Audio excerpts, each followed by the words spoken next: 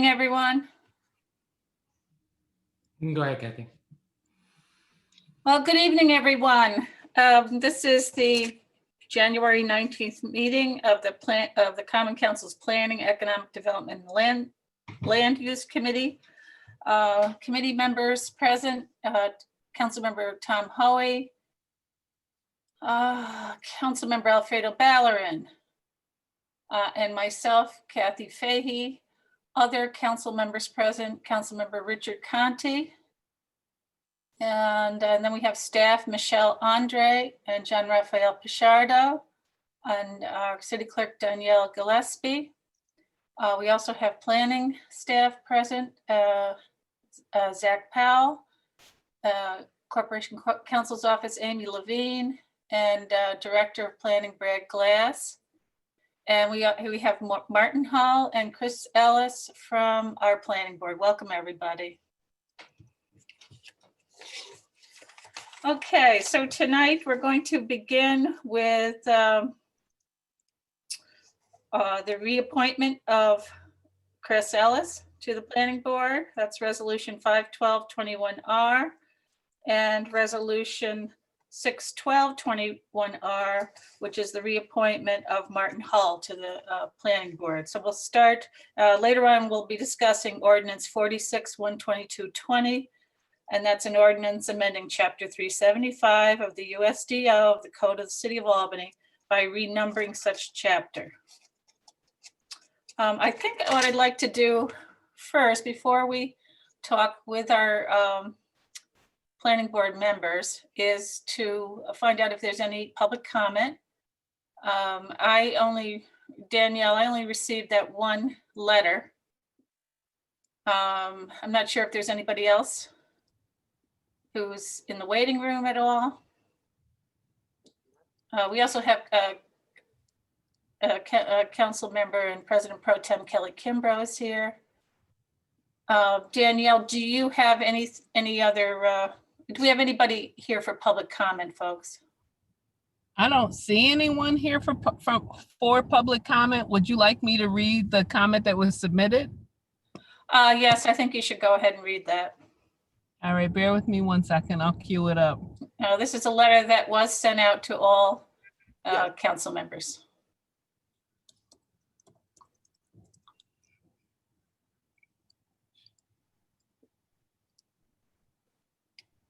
Can you still hear me okay?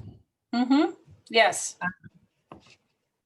This is the comment that was provided by Vincent Raguso of Albany, New York, and it reads as follows. Common Council's Planning, Economic Development, and Land Use Committee are meeting tonight, 1/19/21. On the agenda for two members that are up for reappointment, they are Chris Ellis and Martin Hull for terms of 4 and 5 years. When the people in Eagle Hill section was fighting 1211 Western Ave over the dorm/upscale apartments, the residents appeared numerous times due to the changes. Once when it was called a dorm, and secondly, when they decided to call it upscale housing, which on the drawing, nothing changed except the name dorms to upscale. We had a petition with over 100 signatures, plus better than 100 emails, letters, calls to the mayor's office. We even appeared numerous times before the planning board, pointing out infractions. We did a PowerPoint showing all the infractions. After all that, they voted against Eagle Hill residents and passed 1211 Western Ave. They should not sit on the planning board. Give them both their walking papers. They forgot that they work for the people, not for the planning board. Since their tenure is up, bye-bye. Let's put 2 new people on the board that listen to the people and understand the USDO.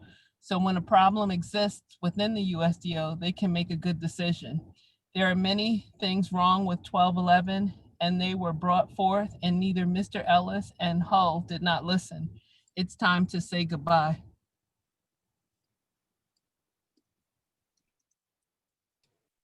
Okay, thank you, Danielle. That's the only public comment we have for tonight. So we'll move to our resolutions, and why don't we start with Chris Ellis.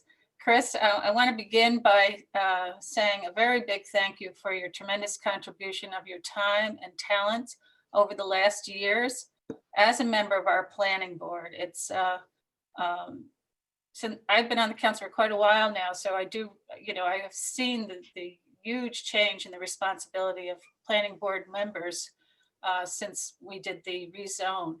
So maybe we could begin by having you talk a little bit about your service on the planning board and why you wish to continue, and then we'll go around and have council members ask a few questions. So welcome. Certainly, thank you.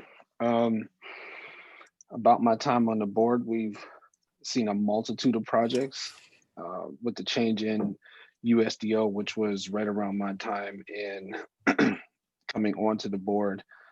The volume of projects increased significantly. I think there's a balancing act between any old project and a good project. I think I work with my colleagues on the board to, look into those items. What I found interesting about our system is that we have an interesting way of moving and bifurcating our information in such a way that we have a lane. And I had to learn those pieces that go into the lane of for planning, where my formal training is in economics. That made for a new toolkit to use. So I've enjoyed that experience. Even though you may disagree with opinions and the things that folks bring forth, I think that it's good in the public space to have that discourse, allow folks to be heard. I will say I've appreciated when the council members have come to represent their constituents forcefully on items and advocate for the folks that have placed them in office. So I think that those things, as far as experience, have been on the positive, even though our meetings tend to run very long these days. I think that is part of the public service that even as an average citizen from the ground that you commit to the betterment of the community as a whole. So you do it with love, but at the same time, you notice. What was the second question? Oh, no, about your time on the planning board, and then really why you wish to continue would be another part of that. Yeah, I think where I just ended with having a commitment to Albany. I've only lived in Albany, even though there might be some others that live in my immediate proximity, i.e. my house, that may want to arrive at a different conclusion. But I feel that given the background that I've had and the unique perspective that I bring to the planning board, that it's part of my civic obligation to continue in the role and would be honored to do so. Okay, well, we really appreciate all that you've done so far. So now we'll stop and go around to the committee members first and see if they have any questions or comments. Any questions by committee members? Judy, I saw your hand. Judy, Councilmember Darche.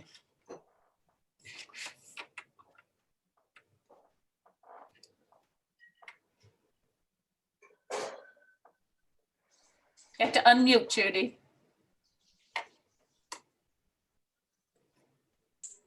Thank you. Sorry for that. It seems like it's been a long time since I've been doing Zoom. I don't know.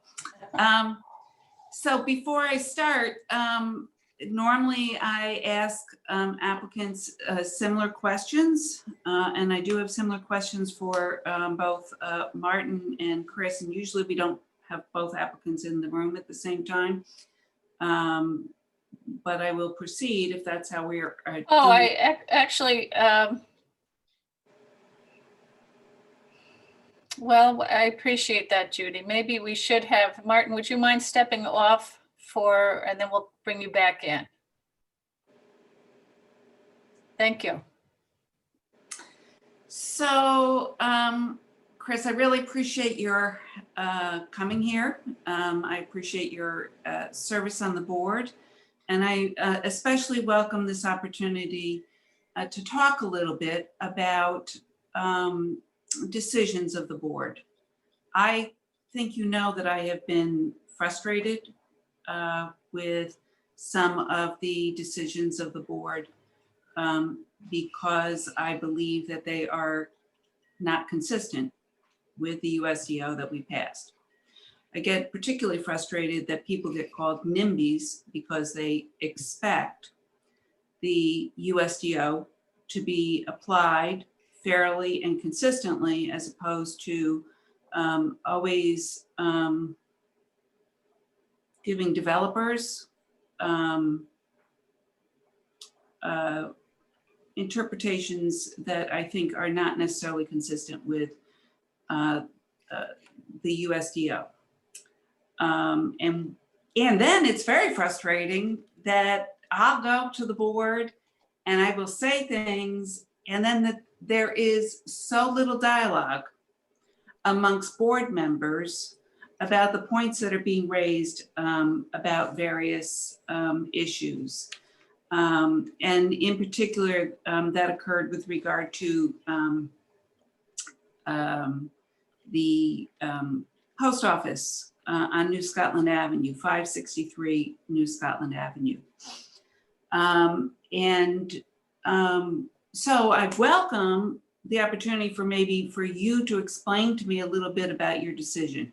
One of the issues that was raised there was the fact that the site plans only show that there is 20% green space, green coverage in the entire site plan, when the USDO specifically requires that buffering, landscaping, and screening be 30% of any development. And so I'm wondering if you can maybe now explain to me why the board decided that it does comply with the USDO in that way. Councilwoman, I'm gonna have to punt on this one. I don't have any files for any cases in front of me. I didn't realize that this would be this type of meeting. I could certainly hop offline and we can talk about that if we need to talk about it in forum. I don't know if it's customary to have to revisit and explain votes in this manner. I would defer to, Amy on that one. But I can tell you what happens in general to your first point about conversations amongst the members of the board and members of the staff. There's a team. We ultimately vote and make a decision because that's what we've been appointed to do. But there's also an education process that we go through with each project, whether it be in our, we usually look at them several times. It's not like they come before us just one time. And we have conversations in the manner that's proper with our chair, sometimes with staff, and talk about the ins and outs, and then we make a decision. And there's a lot of work that goes on behind the scene with an applicant and the planning department that positions an application for a successful bid before the board. So I don't have the particulars on the post office while I'm familiar of its location, but I don't have those before me. I don't know if that's, I wasn't told that I needed to have case files with me ready to discuss in particular for today's meeting. So I'm sorry that I don't have that.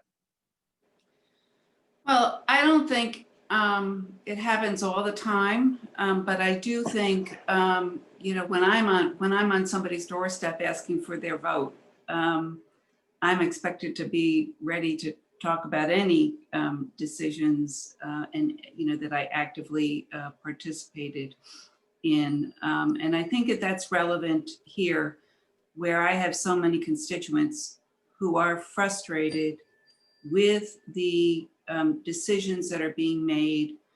And really, as I look at it, the administration can take a particular tack. Part of the reason why we have a planning board is to have the people's voice be heard and responded to, and to have an oversight to make sure that things like the USDO are being complied with. I haven't really, I would welcome an open discussion by board members as opposed to about these kinds of issues, as opposed to behind the scenes discussions.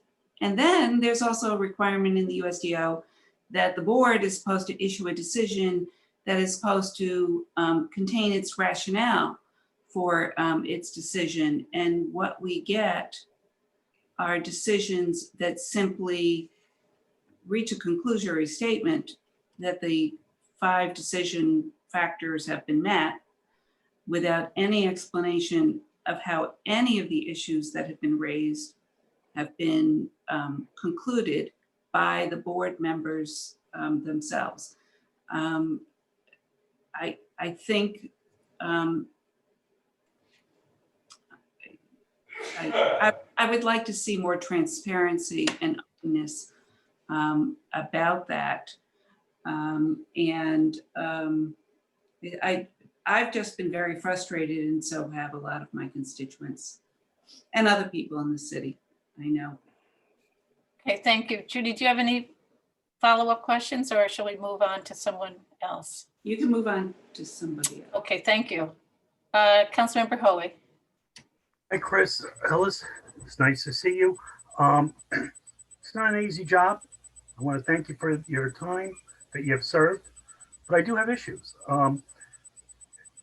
I represent the people up in the 15th Ward, and you heard my neighborhood association president, and he was apparently really ticked off, but he's a different person than me.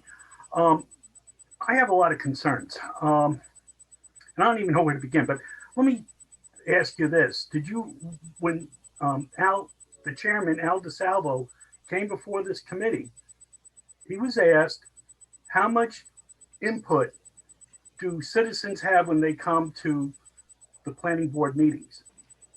And he said 0. And it was shocking, because people come down, you've been there late at night, and people tell you their opinions of what they think, and to hear that, they took the time, they went down there, and it's not being, weighed out in the decisions that you guys are making. Lately, I know I haven't been to meetings in a while, but I've heard, there has been some disagreement, but among the board members. But the meetings I've gone to, it just seems like one person decides what goes on. And it's, again, I can't see, any team being all the time together on something, because we're all human. We come from different faucets of the city. It's just, it doesn't jive with me. I got the USDO right here. I've been working on it. We're going to be talking about it later. It's over an inch thick. Have you read it cover to cover? I'm just curious. That's my first question. I've studied it cover to cover, and it's a living, breathing document. Generally, when I sit in a meeting, I have 3 screens up: one with your faces on it, one with the USDO, and then one where our staff is presenting the project, so that I follow that matrix. That's how I apply the USDO. It's a living, breathing document for me. So yes, that's how I engage. But Mr. Hoey, me outside of this setting, and we've engaged and interacted before. Councilwoman Delshane, maybe not as much, but others on this line have engaged with me outside of this particular forum. I would hope from our engagements that you understand the thought that I put into the decisions I make. I would say from your initial comment about citizens' opinions not mattering, I don't have that opinion. Okay. And we sit in our meetings and we listen, we take notes, and I consider everything that everybody says as we go through, even if we've come to opposite ends of a particular decision. And it's why in my initial comments, I said I've enjoyed the passionate piece. I'm pretty sure that everybody that has come before the planning board, if you run over your 3-minute or 6-minute allotment and you needed extra time, that I was pretty sure that I was the one that said, give them all the time that they want. And if folks were going over and they were making a point, give them the time they want to proceed, because those comments are and have always been important in framing the discussion we're having. So I don't want to be in front of this group and say that the opinions of the citizens don't matter, because that's just not what I believe. Well, But that's important to me to hear from your voice.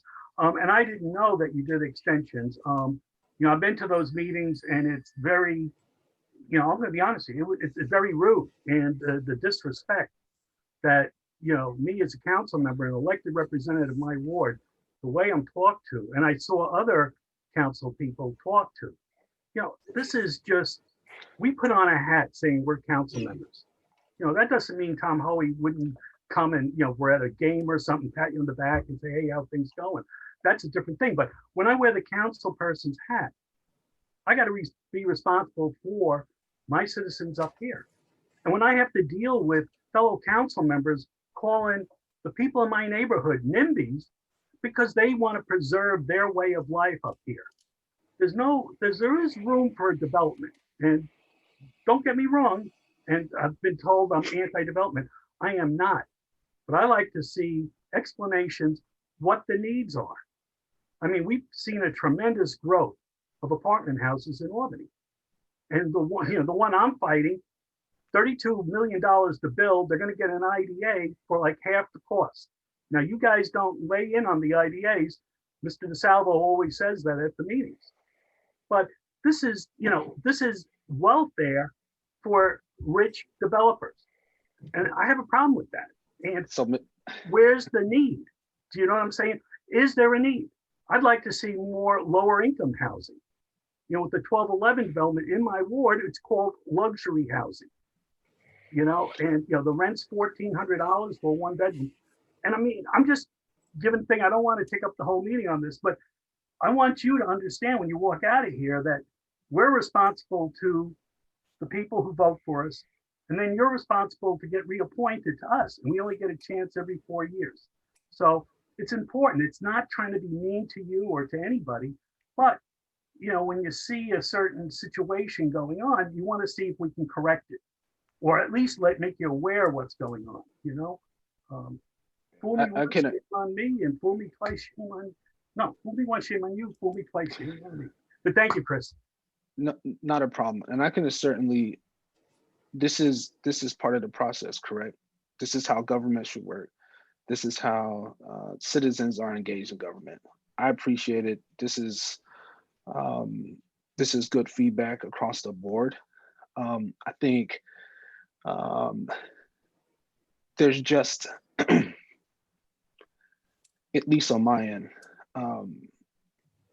I feel a disconnect in how maybe the formal approach to a meeting is happening versus being able to have information conveyed. I know we get a ton of information from our staff, briefings, PowerPoints, letters from the community.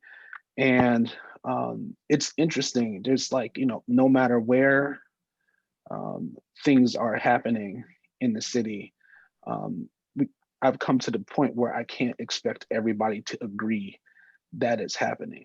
And you have to weigh those things. And I certainly appreciate that, you all have used the various levers that you have to try to get things done in the way that you think that they should. And, changes to the USDO, pushing back on, any particular or specific decision is the purview of the elected official. Ours is kind of to follow the document and its interpretation of it as it's being applied. But let's not forget, everybody's still got their training wheels on with this new document and is doing something that's new. And you talked about new housing. I think the new housing is coming up because there is a need for housing, and even of the low income housing that you're describing too. So we've seen a project that is affordable, that even that one is still receiving a certain type of pushback. So I think that's just part of the process. And, for me to grow into the role and be a part of the process, I certainly appreciate it. Okay, thank you. Thank you. Thank Chris. you. Absolutely. All right, thank you. Other committee members, Councilmember Ballerin. Thank you, sure. Thank you, Chris, for taking your time to be here today. And I do want to thank you for your service. I mean, I know those meetings are long. I know those meetings are not easy. I know you guys have some tough meetings and you guys get beat up a lot.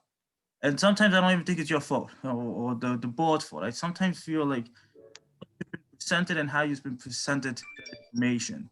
So I'm kind of hoping you can walk us through that process, because I know sometimes we got this, my mailbox on Friday to go through it and be ready for today. And I got through half of it, and I'm mostly ready, but I hope I'm not expected to vote on that today.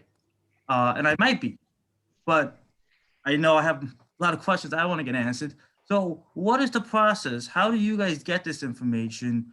How much time do you have to process it? How much time do you have to go through it? And how much time do you actually get to be able to review it and have discussions with your board members without influence from staff? And I have other questions I'll follow up with.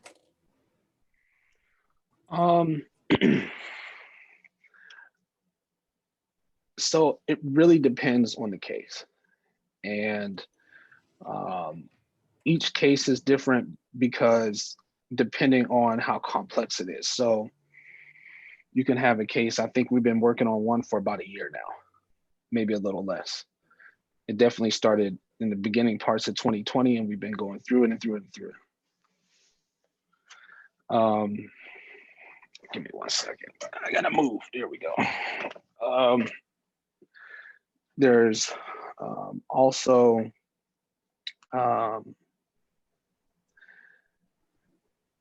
as far as process, it coming before our initial meeting, things get introduced for concepts. We have our workshop, then we have our voting meeting. As far as conversations with board members that are outside of the meeting, there are rules, public officers law rules that require us to actually meet and have all of the current apparatus that we have now going live, recording, if we go beyond. So I know that I speak with members of the board, I would say fairly regularly, but it's usually on a one-on-one basis to talk about something very specific. Did you see this piece? Did you read that letter?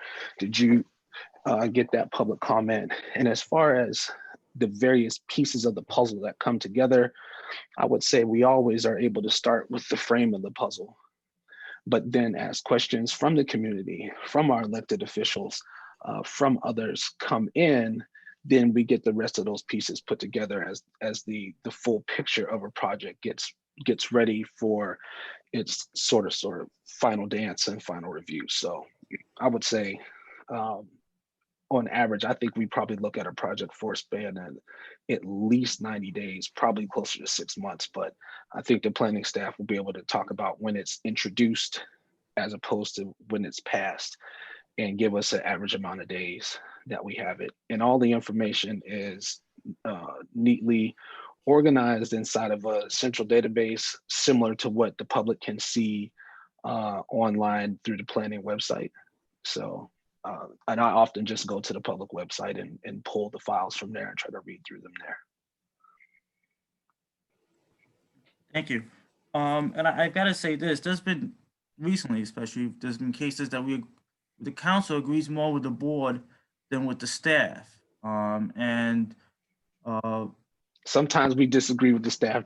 Well, that's good to hear, because it's important that, you know, you push back if you need to, because, you know, you're the residents, you know, representative. I mean, you know, you're going through this process, and, you know, you represent the city residents, you know, at that table. I'm sorry that the staff didn't prepare you for this meeting. They should have told you that to expect some tough questions, to expect, you know, some difficult back and forth, because there has been a bit of a clash between this body and that department and the board. So they should have gotten you prepared to come into a difficult audience.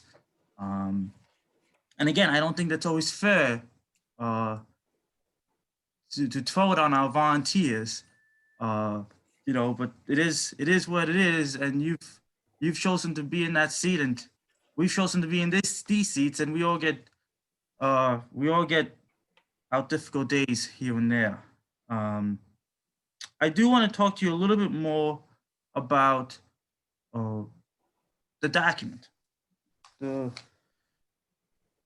document that we've all read, and I'm still reading, and changes to that document, and your opinions on it, because it goes to you before it comes to us, and that has been a case where we've gone to court about your opinions versus our opinions, and how, you know, they may conflict.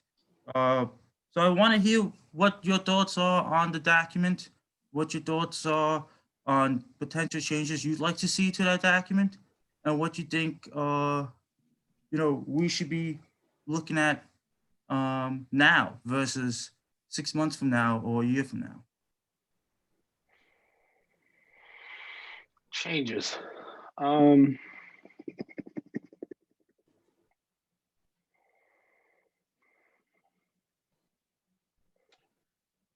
In my grand vision, I'd like to see the entire economic development process in the city more linked together. It's not done like that through the USDO. It's very compartmentalized. My expertise is in economics. My training is in economics. We make decisions about form and appropriateness, but we don't understand the moving numbers behind them. So my change is less to the document in its sole form, but more to the process as a whole. Even if projects at some point came before a group where all the pieces of the puzzle, or at this point, it's not a one-dimensional puzzle, it's a three-dimensional Rubik's Cube, came together, that would be something that I think would make more sense for all involved, because we're working in such very distinct silos. Okay. Thank you. And I got one more question if I can, and then I'll let the rest. Okay. And this has to do with development and your own economics, and I think you know, that's a great skill to have in this position, and I value that. But unfortunately, our economy has not been fair in this world that we live, and it has not been fair for generations before us. But now we are in a position to do something about it. You hold a position, we hold a position. But what are we doing? What are we building? What are we growing? If we look at the development that has occurred, and we look at where these new buildings are being built that are luxury, versus where people who can't afford them are living. You know, what is that saying about our city? You know, I'm someone that says that I want people to treat Central Avenue the same way you treat Western Avenue. And when I see Central Avenue and beyond only getting one sort of development, while the other side of Central Avenue and beyond is getting a different sort of development, I have some issues with that. What are your thoughts about how you can use your position to try to address some of those concerns? I think the development process is really triggered by those with the capital to develop. And we have a system that and a structure that's in place that allows folks to make that choice. Maybe if we had the capacity, and planning staff's probably gonna kill me for this, but you know, we should develop an RFP. We can have a joint commission of all the folks and, you know, really put it out there. We want to develop this lot, this area of the city. Here's the tax breaks. Here's all of the things to make this a proper incentive, and we want it to be of this mixed use, mixed income sort of thing. And I think even if that was done, you'd still have an uproar. So it just comes along with the, you know, it's part of the process. Councilman, I would argue that another piece of the role is to, you know, have open ears and be very diligent in listening to a large, complex project like's happening in the South End, and trying to figure out all the nuance and ins and outs behind something like that, because that could be a game changer, but it's also a huge risk for the city and for all the people that are involved on the other side. I mean, it's not like these things come without risk. I can remember the project that we had that's down on Broadway. There's a hotel, and it was some other mixed use, mixed living things going on there. And for a long time, when I was on my way home from work driving down Broadway, and I would look over there and just see this huge hole in the ground, and I would, you know, be like, yo, what is happening with this thing? Here's one of the fun pieces about being on the planning board. When I'm taking my kids to the playground or running up to Starbucks to get a cup of coffee, or, you know, rolling up to Albany for something, or anything just around the city, and you see a new building or a new something, and folks are in line and doing all of those things that, you know, were presented as this is what would happen if this was developed.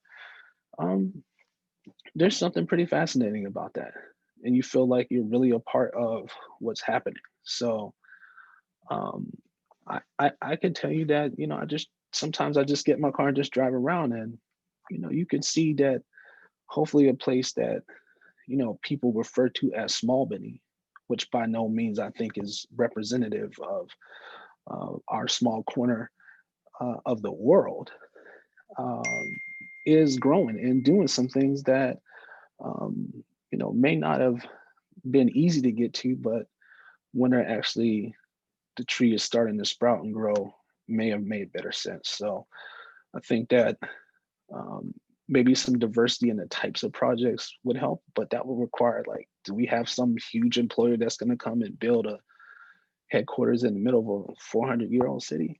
I don't know. That's something that happens in a rural area with infrastructure that's not wood, wood pipes underneath the ground. There's just some challenges that we have, and I think this is part of the process. I welcome being a part of the process, but I think I'm not all negative and boohoo on this. I think there are some tremendous things that we've done, but I think there's always the opportunity for all of us to continue to learn and become better. Continuous improvement is the mantra. So,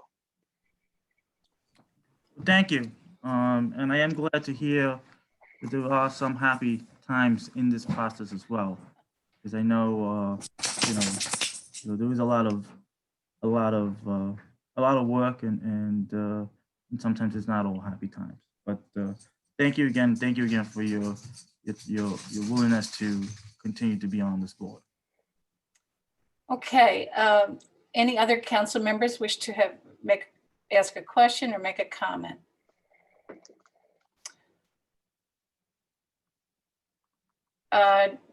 Judy, you had another question?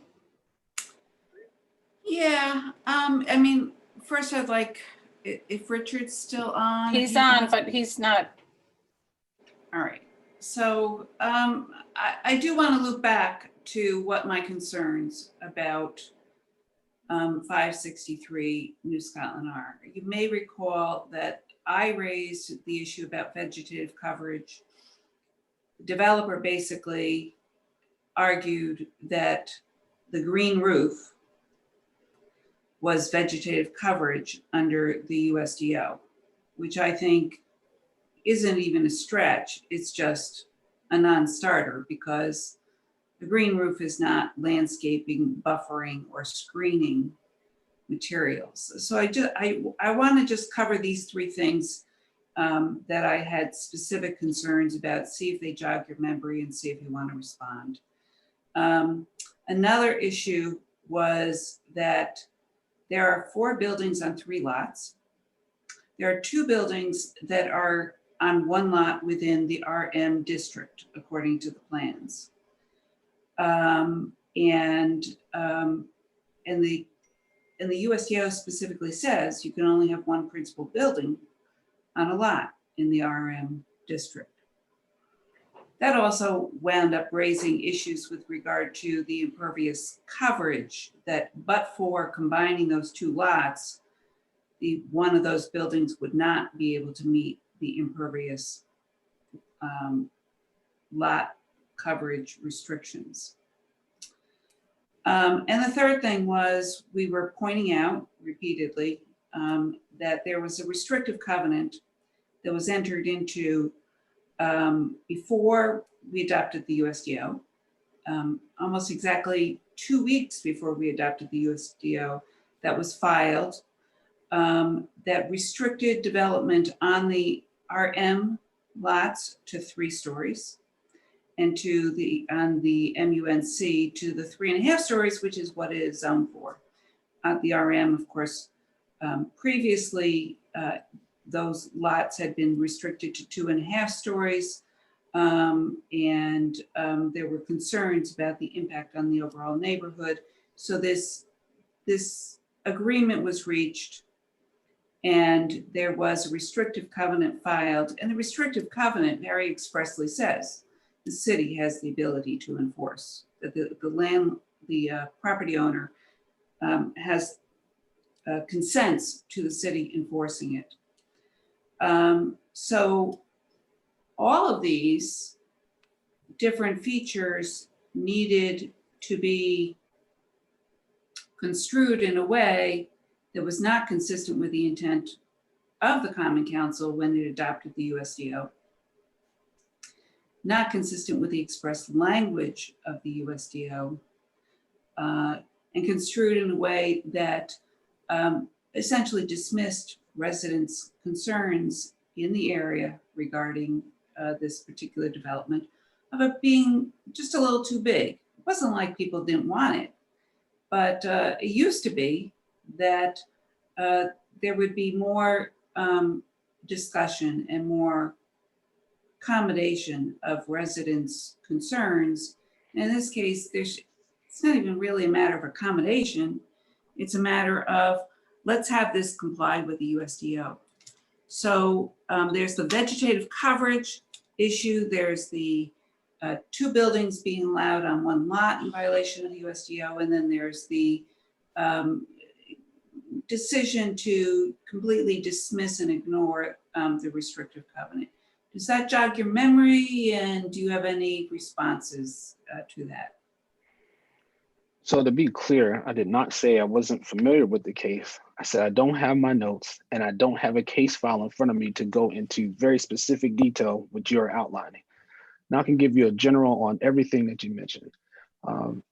We have counsel, we talk to counsel, counsel gives us advice, we listen to counsel or we disagree with counsel. So I know there was a discussion on that last item. Going back, I remember there being multiple sets of drawings and configurations of those lot lines, and there being some, I think we probably talked about that quite a bit. I don't remember exactly what the specific issue was that we debated, but I know that was part of it. I think everybody was aware that the project was ambitious and large, but I also think that what folks were looking at is the concentration of industry in that particular space with the hospital right across the street, and the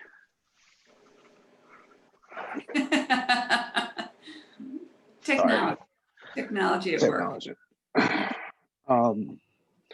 The rule for green and blue roofs and all of that stuff, you know, this was relatively early in the USDO discussion, hadn't been well defined,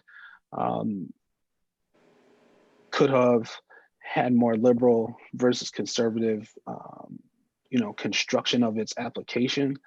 I think, again, the point that I made with Councilman Belleron is that, you know, an opportunity for us to examine projects in a full scope as opposed to a particular lane might provide context. So when we say a project is too big, what does that mean? Are we controlling, who sets the, you know, the economic development impact on the developer if we decide that a project is too big? What makes too big? And I think these have all been questions that either you have posed or we have posed and tried to answer. But again, I don't necessarily know if we have solid rubrics to be able to make that type of determination. We only have kind of the box that the USDO and the framework that it presents that allows us to make a decision. So yes, I can certainly remember many of the points that you bring. I welcome another opportunity to speak with you about them if that's your desire. But I think, you know, that project didn't just go through in one meeting or one workshop. There were months and months and months and months with the evolving conversation on that. So I would say that we, you know, put a lot of thought into the decision for, you know, for the betterment of the city. And it was I mean, I can remember it being a long line of people that came in to rebuff that move, and I understood. You know, people that live nearby were concerned about many things, and I think that happens with most of the projects that we do or don't do. Okay, thank you. I think we need to move on here, and I wanted to give. I have a follow-up. You know, I don't know. There Go was ahead, nothing Tom. put in the agenda about how much time we would have. Chris, I just wanted to comment on, and then I have a fast question. You're right. that we put up a Chase Manhattan Bank here on Western in Homestead, and it was being pushed back against. I got involved. The church of the Diocese of Albany wrote to me and asked me, what can I do? And I had to pull a lot of strings. And the big issue was 12 parking spots versus what Chase Manhattan wanted was 23. What I want to say to you in my comment is try to get, I don't know if you've seen it already or not. What a beautiful building. They did landscaping. They do have those extra spots, and you don't even notice them because of the way they did the landscaping and stuff. So I think that was something we did right, but it took a tremendous amount of work on my part and the neighborhood association part to try to get them in. My question is the economic impact, and you've mentioned it now at least 5 or 6 times during your interview. How do we measure that? Is there some place you go, or the planning board goes, or do you get feedback on reports? What difference, putting up these buildings and taxes and stuff in lieu of the IDA money that we're not going to see for some cases 20 years? Is it? And what are the rentals like with all these buildings going up? Are they fully rented? I mean, is that stuff that you guys look at when another project comes up? I guess my question is, when is too much too much? How do we judge that and that economic result? So that's my question to you with the economics. Well, this is an easy question to answer. We have no purview there. That's not the role of the board. I read about the economic impact when it comes to the Times Union. Okay, thank you, Chris. All right, I'd like to give staff an opportunity. Do you want to make any comments at all? Yeah, and I'll try and be brief. When Chris was first nominated to come on the board, the only thing I really knew about him was that he had run for common council. I said, he must be trouble. But I working with Chris, he's a very thoughtful, big picture individual. I think he really has a vision for where the planning board can go. To be honest, I don't know if he's older than me or not, but I certainly do look up to him in a sense. I definitely like the way that he carries himself and has carried himself tonight. I think he is certainly deserving of reappointment, and I wholeheartedly support his nomination. Thank you. Okay, thank you. And I'd like to turn to council members now. Does anyone have a motion they'd like to put on the floor? Don't we normally go into Councilmember Bellerin. don't we normally listen to everybody and then go into Yeah, Kathy, can I? executive session to talk about the candidates? I'm sorry, what? Isn't the normal process is we let all of the candidates come and speak and then go to executive session to speak about the candidates before we vote? I don't know that we go into executive session, but Kathy, I'd like to suggest that we move forward with Martin. We move forward with our discussion about the USDO, and then at the end of the evening we have a discussion without others present. They can. I mean, it is a public meeting. I don't think that there's a justification to go into executive session, although I know that some public bodies do that for this kind of thing. Okay, I just want to point out, I am concerned. We've got a pretty stacked agenda here. But if that's something that you all feel more comfortable with, we can do that. So Chris, I want to thank you very much for appearing before us this evening. And we're going to have a little bit further discussion. We're also going to talk to Martin for a little bit. And again, we thank you for your service. Thank you. Everybody have a great evening. You too. Thank you. Okay, are you going to bring in Martin Hall, please?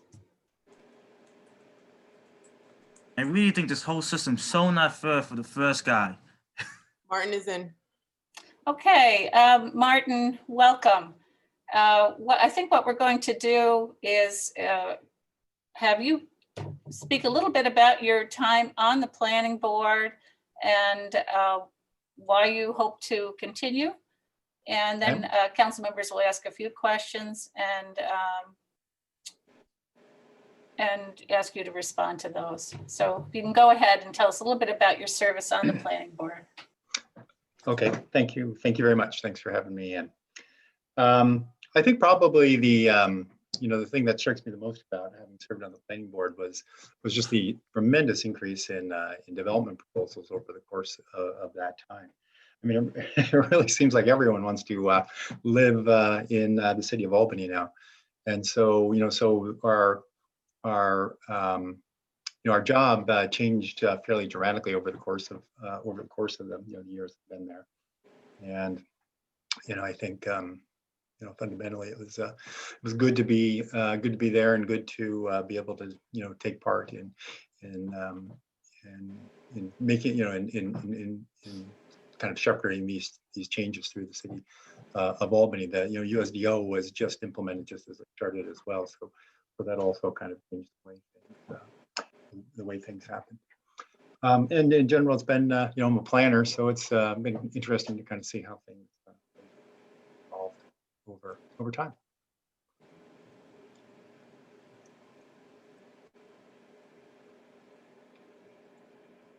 Oh, I'm sorry. Yeah, you're muted.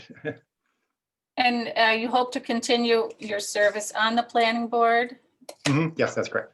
Okay, why don't we move into questions then from council committee members first?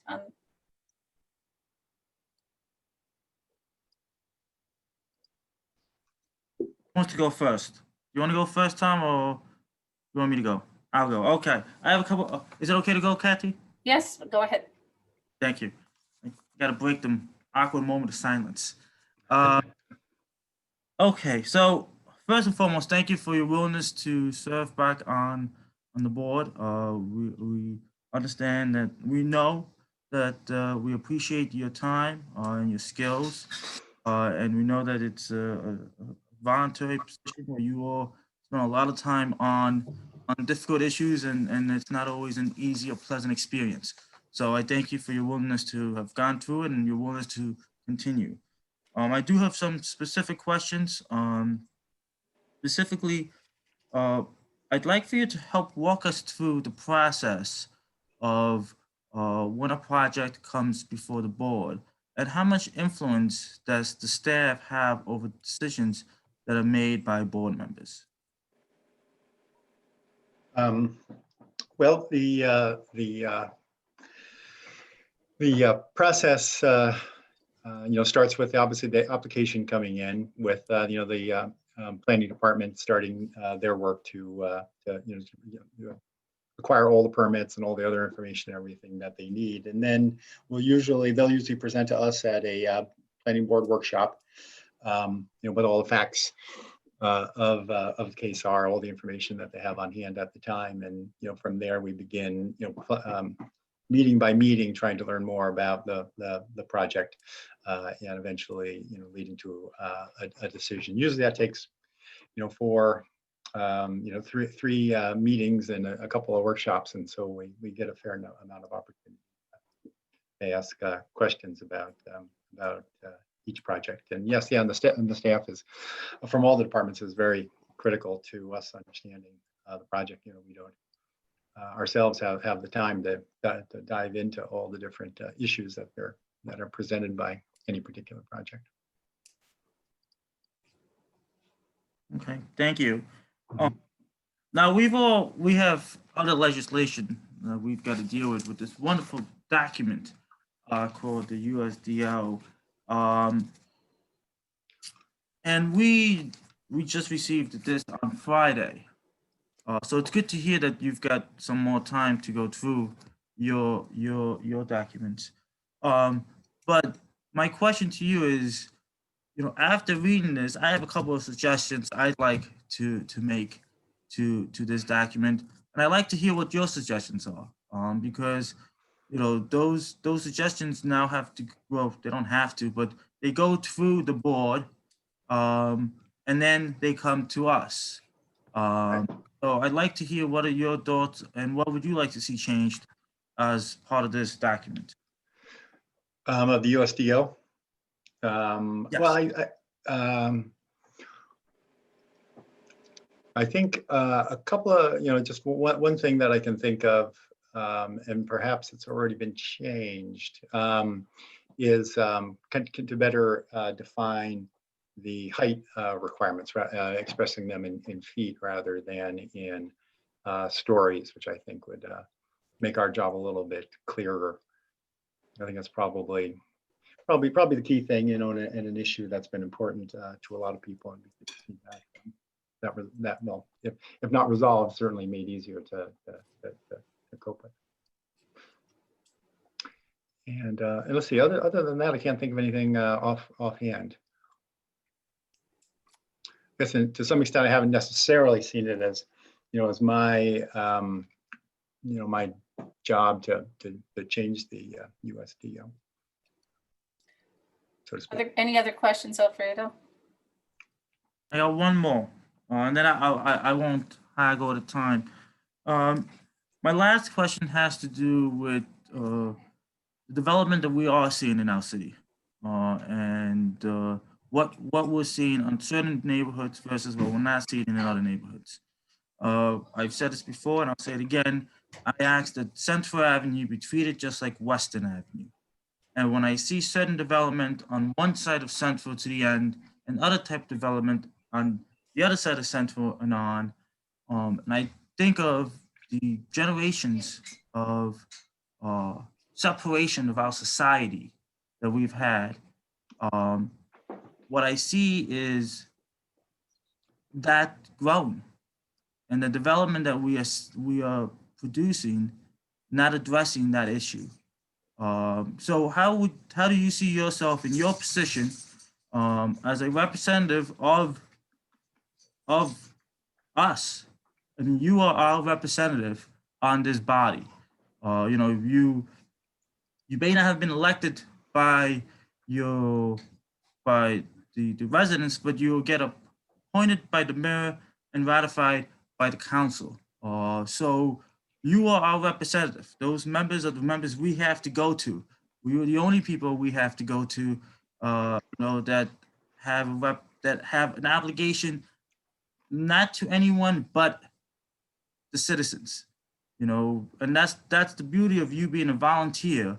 You're there to focus on making things better for our residents. So how do you see yourself trying to use your position, or what do you think we can do as a city to address this issue as we promote development, but development that's fair for all residents and not just one side of our community?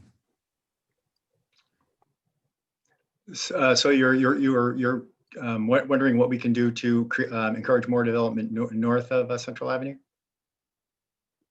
We're actually seeing a fair amount along Clinton Avenue anyway right now. Certainly a lot of residential renovations and new residential and mixed-use buildings along a big part of that corridor. And I think in that case, there are a lot of programs out there, and it's up to really the developers, but also, I mean, the city does a lot to encourage them and help them, to provide various subsidy type programs in order to make those projects,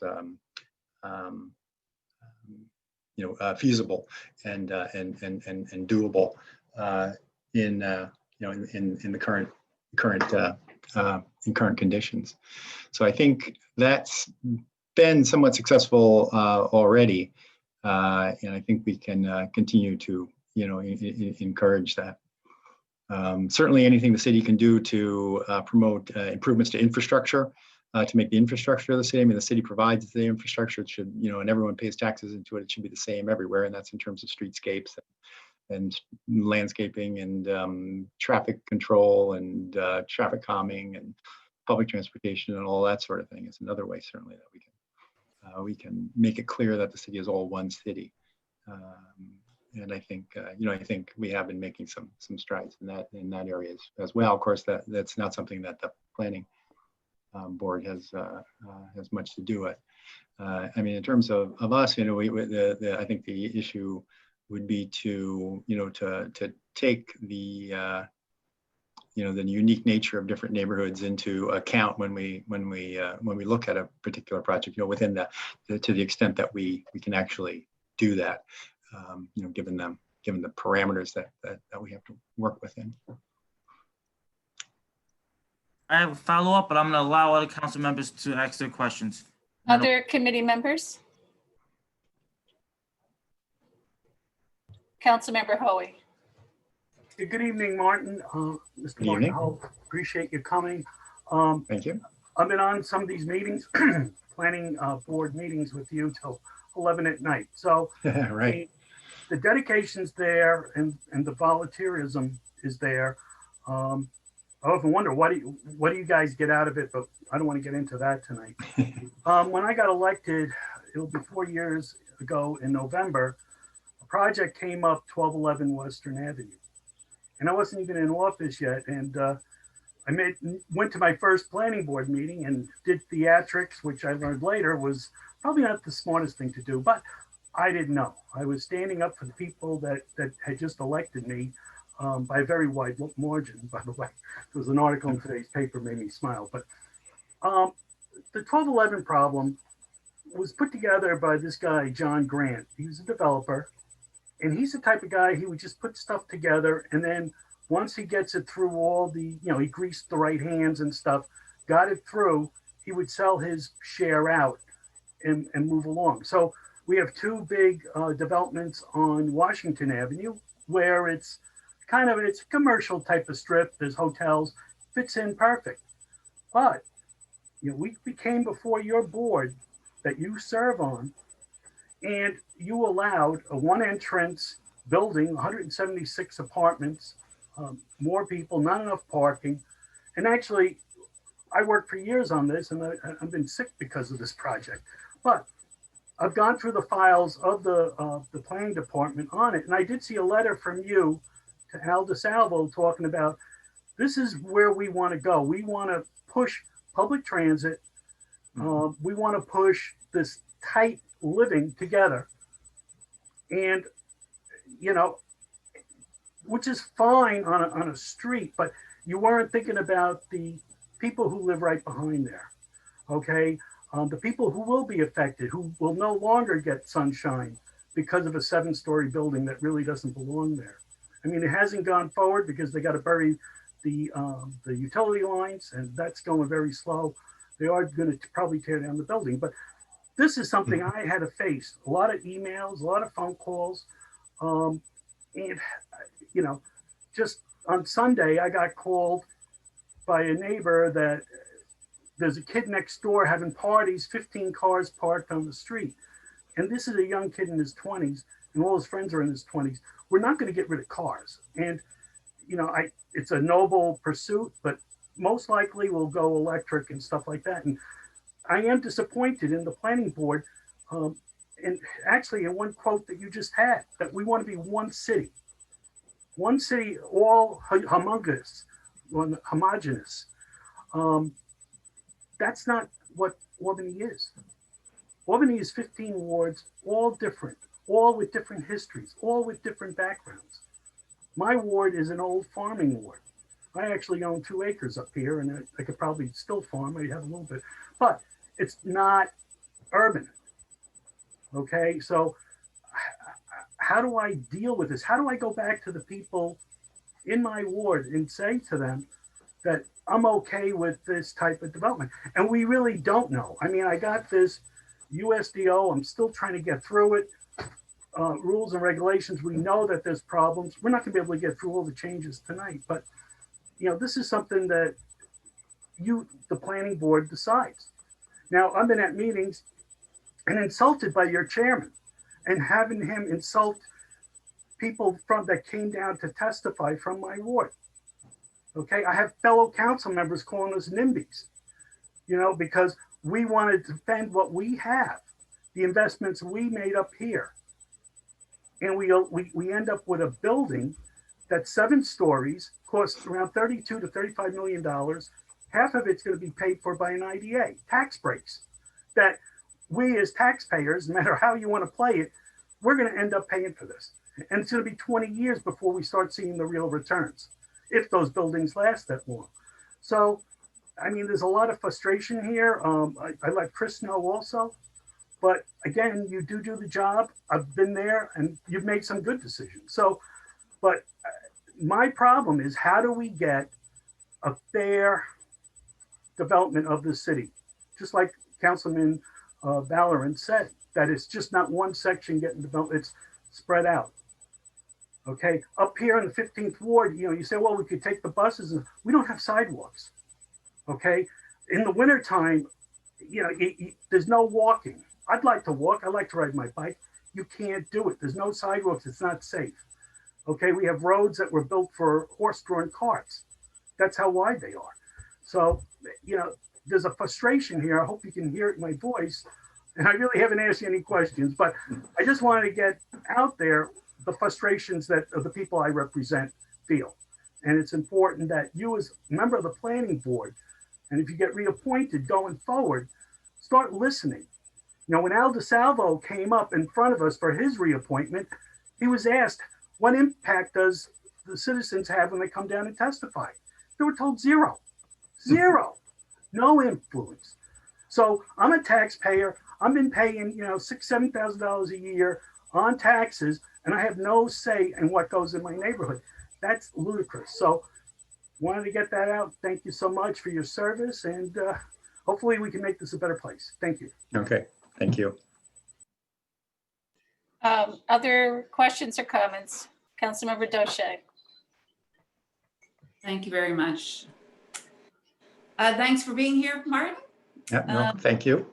As I expressed to Chris, I welcome this opportunity to have a little bit of a conversation with you, because when I go and I comment at planning board meetings, I feel like there's almost no dialogue amongst the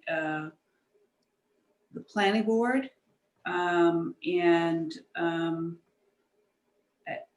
the decisions that are issued are pat decisions that simply state what the criteria is that you're supposed to use, but it doesn't comply with the USDO in terms of spelling out what the rationale is for the decisions of the planning board.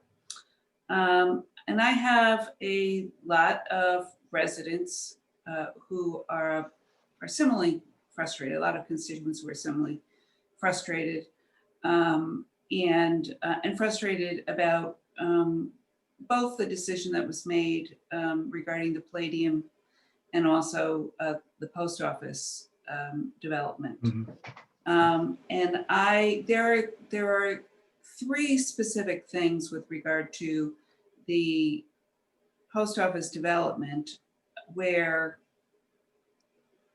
the USDO says that you're required to find that it complies with the USDO before approving a development. And I don't believe that it does comply with the provisions of the USDO or the intent of the Common Council. One of them is with regard to, these are all issues that I raised and other people raised in meetings before that decision was made. One relates to the fact that there is a requirement for there to be 30% lot coverage for screening, buffering, and landscaping for any new development. The site plans show that there was only 20.1% for this particular project. The argument was made that the green roof is somehow or other landscaping, buffering, or screening, which doesn't comport with the definition of landscaping in the USDO. There's also the issue of the fact that there are 4 buildings on 3 lots. There are 2 buildings on 1 lot that's within RM, and the USDO specifically says there can only be 1 principal building on a lot. This was pointed out. And the other, the final issue is the fact that the owner of the property at the time we passed the USDO filed a restrictive covenant 2 weeks before we passed the USDO, saying that there's not going to be any development above 3 stories on anything that we then agreed to be zoned as RM, and nothing above 3.5 stories for the MUNC. The 3 stories on the RM was very important because we previously had several layers of different multiple dwelling type zoning that limited limited development to 2.5 to 3 stories, to, in this particular case, to 2.5 stories. So the people who bought their properties along West Lawrence had anticipated that we have zoning and this is what this is zoned for. They did not anticipate having 3-story buildings directly abutting large lots, large single-family lots, which is also not generally consistent with good planning standards. That particular restrictive covenant expressly said that the owner was consenting to it applying to subsequent owners, it runs with the land, and also consenting to having the city enforce that restrictive covenant. So everything that was done on this project with regard to how large it was and how much there was parking lots and buildings as opposed to adequate green space for it was a frustration. People, as you know, are often referred to as NIMBYs because they don't want development. It's not a matter of people in our neighborhood not wanting development. I think that they welcome development. They would love to see this be developed. The question is appropriate development and development that complies with the USDO. And I think that there is a general sense that the planning department and the planning board bend over backwards to accommodate developers while ignoring the desires of people in the neighborhood and while ignoring the language, the express language of the USDO. So I'm wondering if you care to share your thoughts for why you voted to approve that, notwithstanding these concerns being raised. Well, I think to the best of my ability to investigate and learn about the project and the USDO, I think it did seem to meet the requirements. I think that there's it's a big and complicated document, and there's certainly some ambiguity here and there and some inconsistencies perhaps. And so I think I think it's very important that planning be based on some kind of some kind of legal and foundation, some kind of planning foundation, some kind of precedent, so that everyone, as you point out, everyone can understand what's allowed, both on a lot that they own and a lot next door, a lot that might be affected by a particular place. And after many hours of talking to staff, talking amongst ourselves, and listening to we're also reviewing plans and listening to various people speak on it, it seemed that it seemed like it did meet the requirements of the USDO. And I think that goes, that goes for pretty much every project that we've addressed, and some we haven't approved, like the Stewarts on Colvin and Washington recently. That was rejected because it does not meet the standards of the USDO. And I think I think it's an example of a project that came up the other way, in spite of the fact that I think some people disagreed with that result. So I think, yeah, I think it's. Can I offer to? I provided staff, and I don't know who might be prepared to show you on a screen the provision regarding the vegetative coverage requirement, and see. Judy, I think we need to move on here. I think he's provided an answer to the question. Let's move on. Other committee members, please, who would like to make a comment or a question. Anyone who hasn't, how about other council members who haven't had a chance to ask questions? It should stay in the committee, Kathy. I mean, you know, we just want to hear what the truth is and what people know. I mean, I think we've spent a lot of time here, Tom, so well, we're and we doing, might we're have doing to the spend job. the night. I'll be here till 1 o'clock in the morning if necessary, but this is important. This is our time to get a word in, and this is our voice in our government. We Yeah, were elected to be here. I know okay. that. Well, And I'd like to like to give hear other, any answers. excuse me, I'd like to give other council members an opportunity to speak. yeah, but you didn't Anybody let him else? finish with Judy's question, and I think that's rude. I okay? think, That's rude. I think we need to move on. You're against democracy then. Thank you. Okay, anybody else wish to comment? All right, I'd like to give, Alfredo, you had another question. Go ahead. Yeah, I didn't have a problem with anybody else coming and speaking because I do think this is something that we should hear from as many council members as possible, you know, because there has been a lot of issues and concerns with, you know, this body and this board specifically, and, you know, who influences it versus who doesn't influence it. So I guess my question is, who holds more influence in your decision making? And, you know, the staff? Well, I would say I that want to go oh, through. I'm sorry. Yeah, I Okay, just want to go go through ahead. because the question came before, and we asked, you know, the last time we had anyone from this body come before the council was almost a year and a half ago, maybe even 2 years. And the question that has become infamous was how much influence does the residents' opinion on a project have? And it's become influence because the answer was none. So I guess I want a better understanding of who does have influence on the decisions that are being made on this body. How much influence does the staff have? How much influence does residents have? How much influence do the developers have?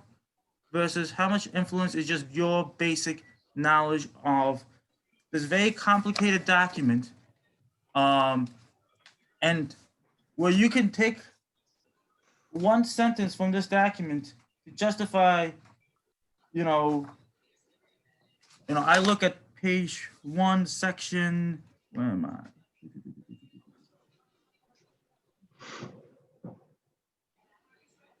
3, protect and preserve the city residential neighborhood. You can take that one line to justify listening to residents versus everybody else. So my question is, you know, how are you influenced in these decisions? I think again, the key thing is the USDO itself. What it says, and it's in the totality of all the many and various sections that are included there, as far as I'm concerned. So it is the USDO is the number one thing, because the USDO was the subject of a year, 2 years of public outreach and public meetings, and I was in a lot of them, and I saw hundreds of people attend those, citizens of Albany. And then it was presented to the Common Council to be passed. And so the USDO was passed approved by the Common Council. I don't think I should second guess what all those people and the Common Council have determined to be the guidelines for development in the city of Albany. I mean, if we don't have any buildings taller than 2 stories in the entire city of Albany, if that's our vision for the city, and you build that into the USDO and you make that absolute, I would be happy to see that. I would love to see that. Right now, it's a complicated document, partially because developing a city is very complicated. The way a city develops, the way people are influenced, and so on and so on and so forth. So we work with it as best we can. And in some cases, I'm sure it's not perfect the way things work out.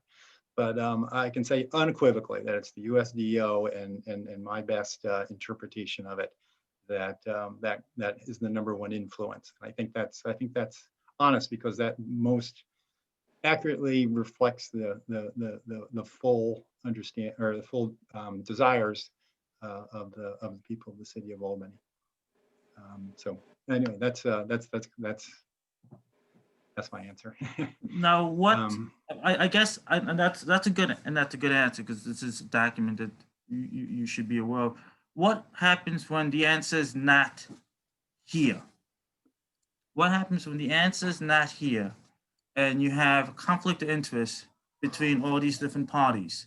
You know, who do you rely on then? I think at this point in time, the USDO has at least had something to say about every, something of value to say about everything that's come before us. So I don't, I think if there were such a situation, it would have to be, we'd have to listen to everybody. You'd have to listen to the staff who really know the city well, and not just planning staff, but the fire department, the police department, all the other different groups that work, the water department, and the people in the neighborhood, certainly, and common council, and try to hammer something out. If blood plasma wasn't in the USDO, and that was a big problem. Yeah, there you go. Not everything's in Yep. there. Okay, thank you very much. I'd like to give staff an opportunity to say anything at this point. You'd like to say? Yeah, I just wanted to speak favorably on Martin's behalf. He's a well-respected professional in the planning community. You can ask anyone that's worked with him, and most of us have at one time or another. They know him and have nothing but positive things to say. And I think he's acted appropriately on the board. He's doing his duty and enforcing the rules and regulations as they're written, or in some cases interpreted by council. I think the blood plasma was a good case. Yeah, it didn't cover everything, but I think in the position that everyone's in, they do best to fulfill their obligations. And he's conducted himself with honor and dignity through the whole process. So I ask you to please support his renomination. Thanks. Okay, Martin, thank you very much for appearing before us. Again, thank you for your tremendous service over these last years. Now what the council will do is we'll have a discussion and take a vote on your reappointment. So we really appreciate you appearing before us. Okay, And, yeah, thank you very much. Thanks for listening to me. thank you. It's good. Take care. Have a good night. Thank you.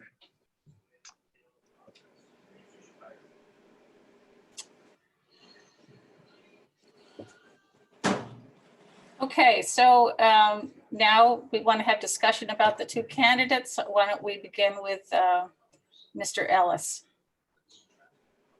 Comments about whether or not you would hope to approve or just disapprove his renomination? So Kathy, again, I suggest that we allow us to have a conversation with program staff regarding the USDO and then have this conversation later. But I need to follow up with these individuals because I did not get my question answered. So I'm not ready to make any motion. I'll second with Judy.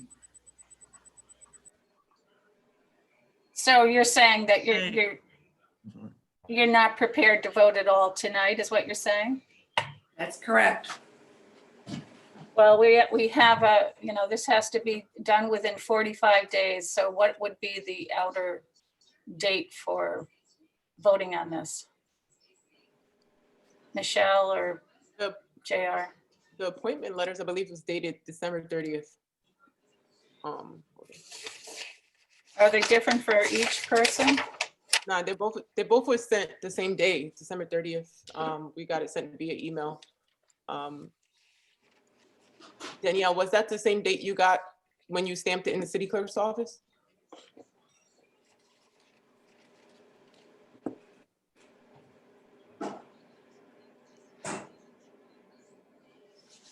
I think she might have stepped away for a second. Can I say something? Yeah, go ahead, Alfredo. I'm okay with moving forward with Mr. Ellis. I think Chris, I've been in meetings where I've heard Chris, be a counter to certain viewpoints. And I've appreciated that because many times there are no counters to certain viewpoints.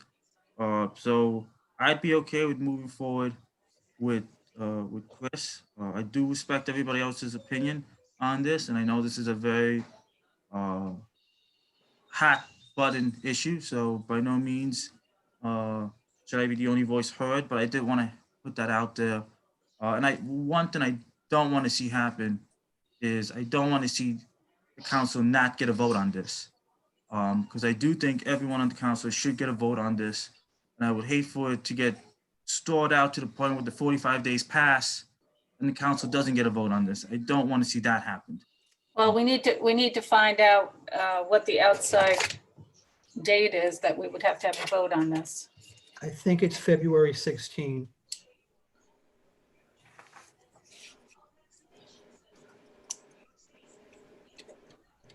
Which practically speaking means the meeting of February 1st.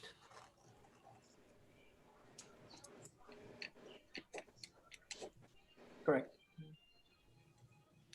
Okay, so now let's go over again what you're looking for that you didn't get tonight in order to make this decision.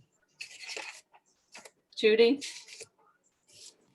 I wasn't allowed to ask my question, Kathy. Well, you wanted to get into the whole issue about the vegetative. Kathy, I will Yes. have those conversations with these two individuals offline. Okay, all right, that's fine. I just didn't think. I've already reached out to Zach to get Chris's telephone number to pass the information on. So I can have that conversation. He made that offer and I will follow through on that offer. Okay, and Tom, what are your concerns about moving forward? I'm going to support both of them, but I want to make sure Judy's questions are answered, and I'm going to stick by that. You know, I was hurt, Kathy. I think you could have let her go. I think you should have, but that's me. You know, I was ready to call an overrule of the chair, which I'm allowed to do, and have a vote. But let's try to work together on this. Okay? I think we spent quite a bit of time in discussion on that issue, and he gave his answer.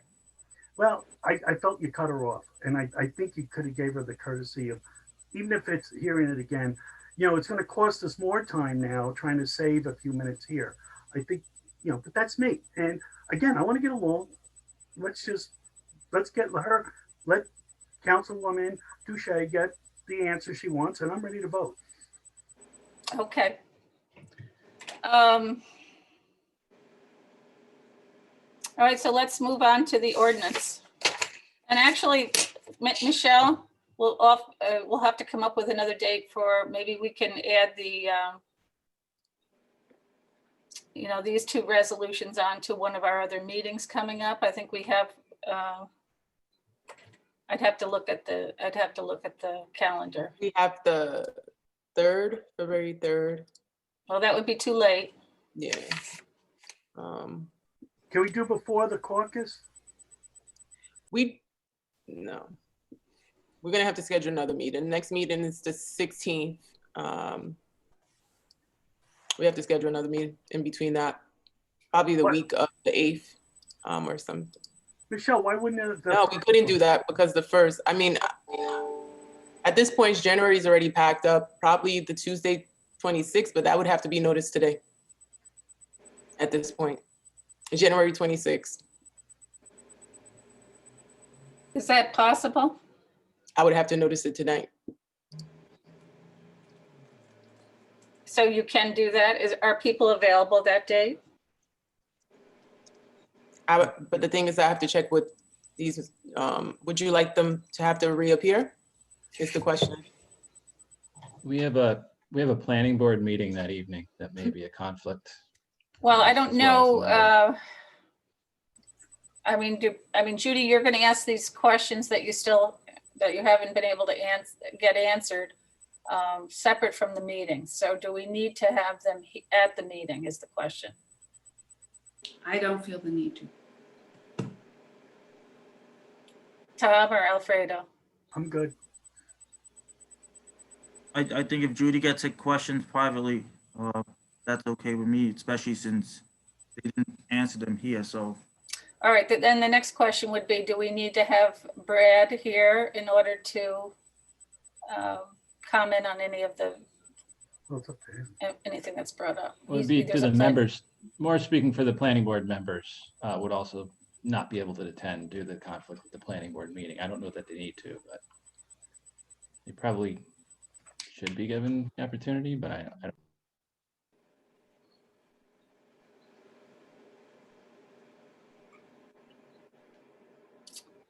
All right, well, it sounds like there's a conflict then as far as that date. We're What's talking that? about giving them the opportunity to be here. But we're gonna make this, the vote's gonna take place without them in the room anyway, Brad. Yeah. And I think Judy said that they don't need to be here, that she's gonna get the answers and we can vote on it. So what was the date that was proposed? The 26th. When, it's a Wednesday. No, that's I got the Tuesday. 27th as a Wednesday. The Oh, I'm 20th sorry. Tuesday. It is a Tuesday. And we can't do it Wednesday before the caucus? There's a general services meeting that night. Do we have shared members on both? Excuse me? Can we, so two committees can't meet and do different locations for two Zooms? I'm on the Yeah, general one- services. It's difficult for us to live stream those two. You can't live stream two meetings to the same Facebook account. I Got mean, it. you could, It you would could be have, problematic. you could have a 5 o'clock meeting. But I'm saying, Or is the it, caucus. this meeting will be long or short? What's the duration? Because we have the Might be 5:30 like 10 caucus and minutes. it's 6:30. My feeling will be 10 to 15 minutes, but Judy could probably tell us better. I don't know, it may be longer. I mean, Yeah, because we have to go back and forth and really discuss any issues and concerns that we have. and we have DGS come in Make sure we have for enough that time. caucus. It will push everything back if we're Okay, late. So we have to, I don't know if it's best to have that many meetings in one night. And can I throw something out? Mhm. Yes, go ahead. So the actual 45th day is February 16. The reason I say February 1st, because in terms of our regularly scheduled meeting, February 1st would be within that 45-day time frame. February 16 is a Tuesday, but we are meeting on the Thursday of that week, the 18th. That's why that doesn't work. Mhm. The other possibility, which has been done before if you want, we do have caucus on Wednesday, February 10th, correct? Yes. There is a possibility of doing a special meeting that evening, just for the purpose of taking up these two nominations. That way you might have more flexibility in terms of fitting in a meeting prior to February 10th. If you want for the planning committee to have further discussion, possibly Monday, February 1st before our meeting that evening. But so just want to make that point. The actual 45 days is February 16th, but in terms of when we have a regular full meeting, that's why you would look at February 1st. You can always look at a special meeting if you want prior to the 16th. Oh, on the 10th. I got On a the 10th, question. I pick that because it's a caucus when everybody will be there otherwise. Mhm. The second meeting of the February, isn't that going to be the 18th? Because the It will be the 18th because the Monday of that week is President's Day. President's Day. Yeah. And that's why the 45 days it's actually 46 days because of the holiday, it's bumped to the following workday. Did we, Yeah. we were looking at the 26th also, and does that work for everyone? Oh, the issue is the planning board. And staff. Yeah, I got a neighborhood meeting that night. I'm not able to make it. Oh, your neighborhood meeting would not be at 5:30, would it, Tom? Oh, it's 7 o'clock. You're right. Yeah. Yeah, I can do 5:30. I have Brad, no- is this something you're able to, did you want to be here for this? I don't know. Do I want to be here for this? I'm having a hard time following what's going on behind the scenes here, but I can probably make myself available if need be. I'll have to just relook at the planning board agenda and just see if there's anything critical that needs my attention. So I'll let you Okay. know tomorrow. I can do 5 o'clock if everybody else can on that day too. This is on that Tuesday, the The 26th. 26th, yeah. How is that for everyone? I'm fine with it. 5 is tight for me because I've got, I'm in the office on Tuesdays, so I'm running back and forth. But if that works for everybody else, I can just be on my phone, so that's fine. I'll make it work.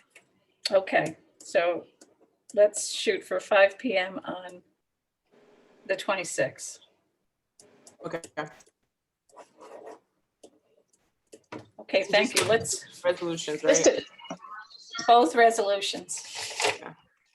Can I ask you a quick, so the special meeting is off the table. The meeting will be January 26th to be brought up at the first meeting in February. Is that correct?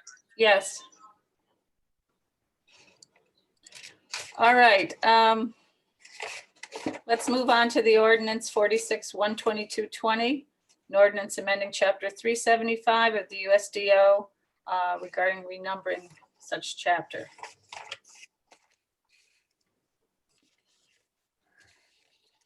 All right, so everyone, Judy, you had the clean copy a little longer than everyone else, and others have had it since Friday.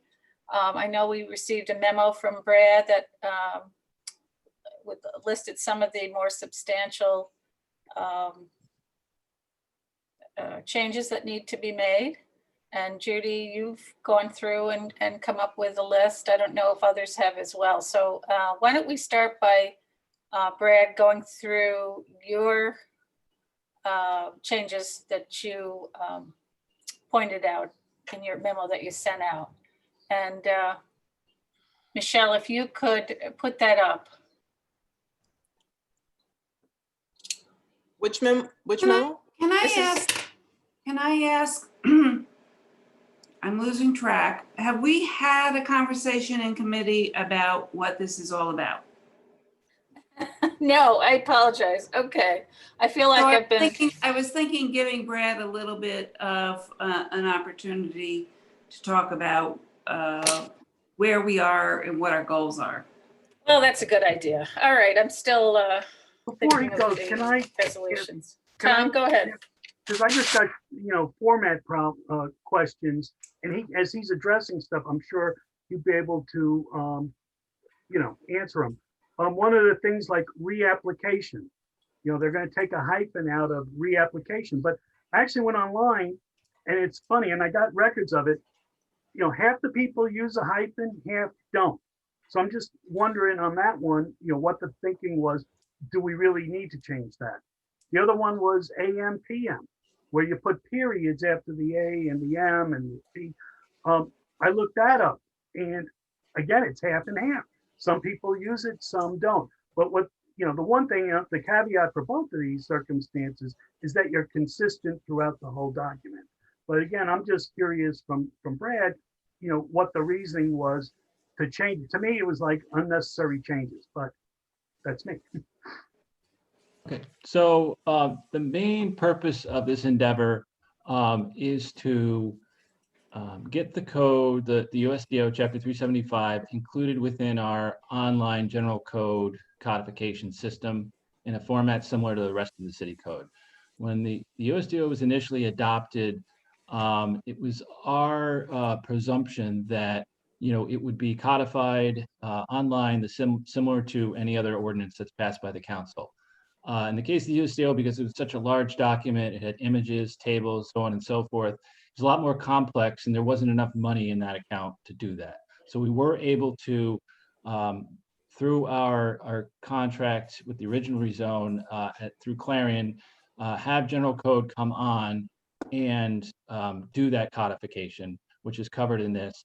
And as we were going through that, questions I know were raised about inconsistencies in numbering and copy edits. So we just said to them, in addition to that, when you convert it to your E-code system, can you go through and correct any of those errors that you see? Because it's a really time-consuming endeavor that, I don't know anyone in my office is of that skill level from an editing perspective to do that. So this was professionally done by E-code. The renumbering was suggested by General Code.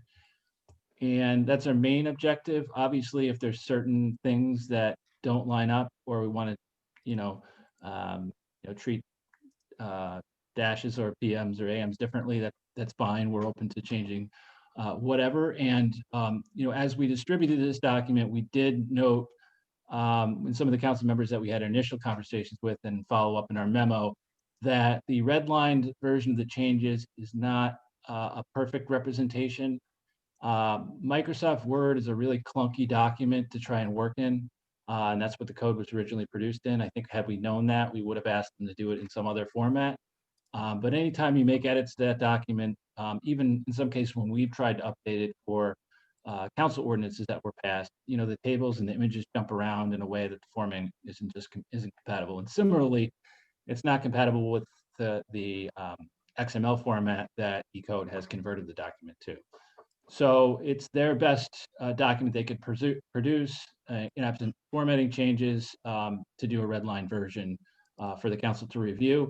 It was also pointed out that there were certain aspects of there were certain articles of the code where something is redundant in the code. So the same regulation is essentially listed in two different places, the same or very similar regulation.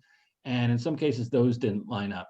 For instance, I believe in the residential village zone district, there was a conflict between the setback, the rear yard setback that was listed in the dimensional table in the development standards of the code, and the dimensional table in the district standards where they lay out different districts at the beginning.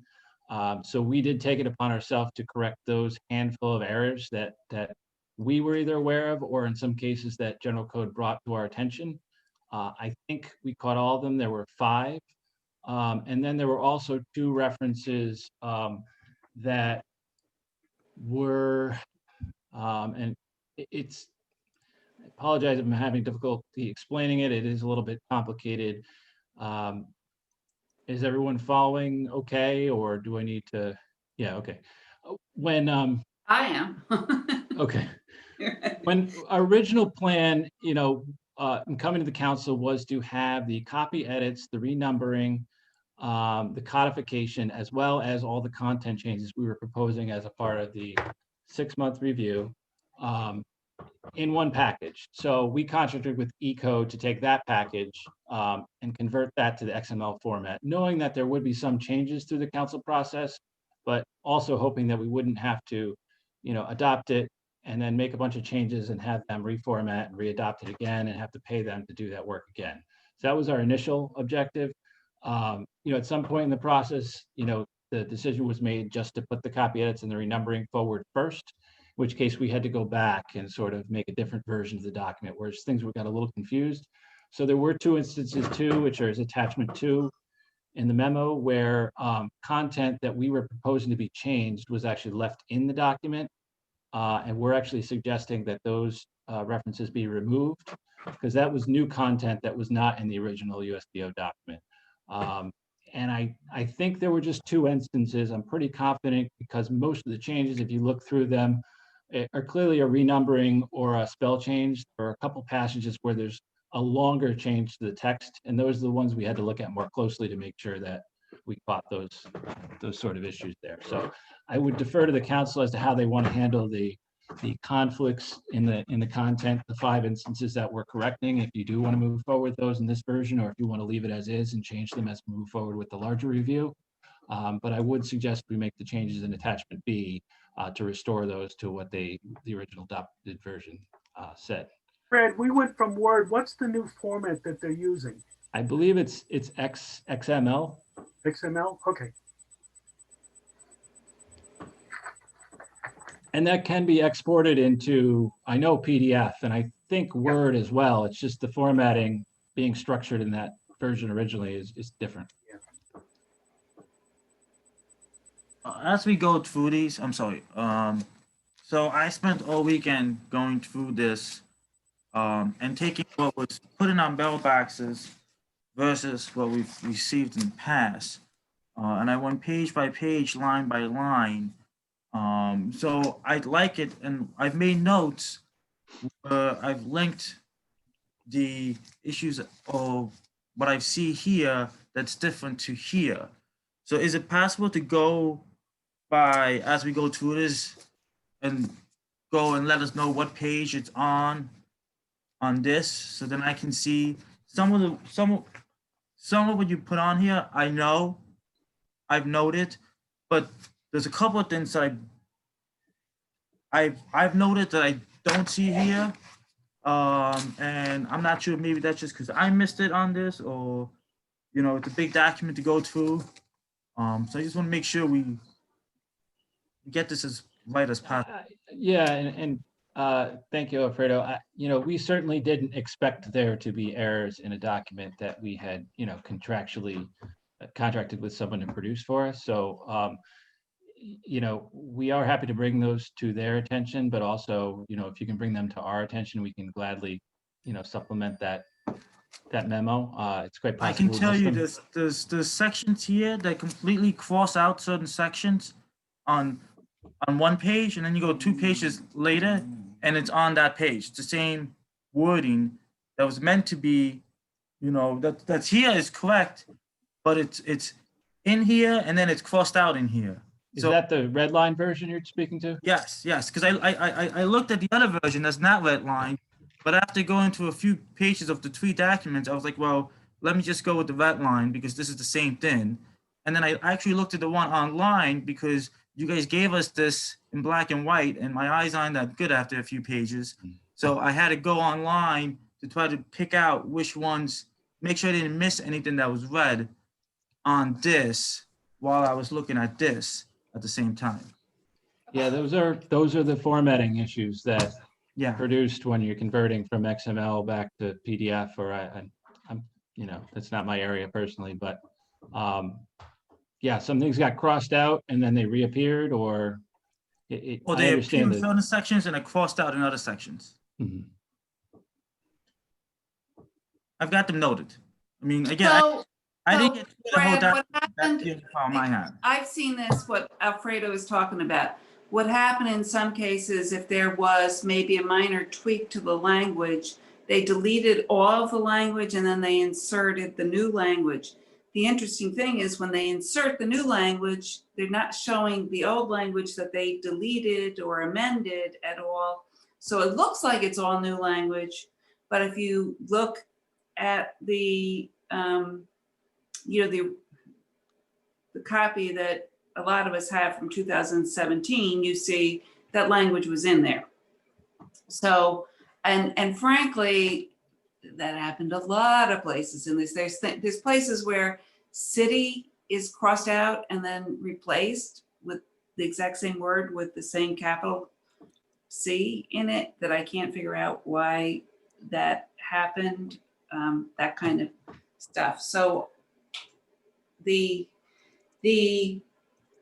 red line version is kind of, to my mind, is only helpful to potentially issue spot where there might have been changes to the document. It's really not helpful from a, I want to say, a proofing standpoint.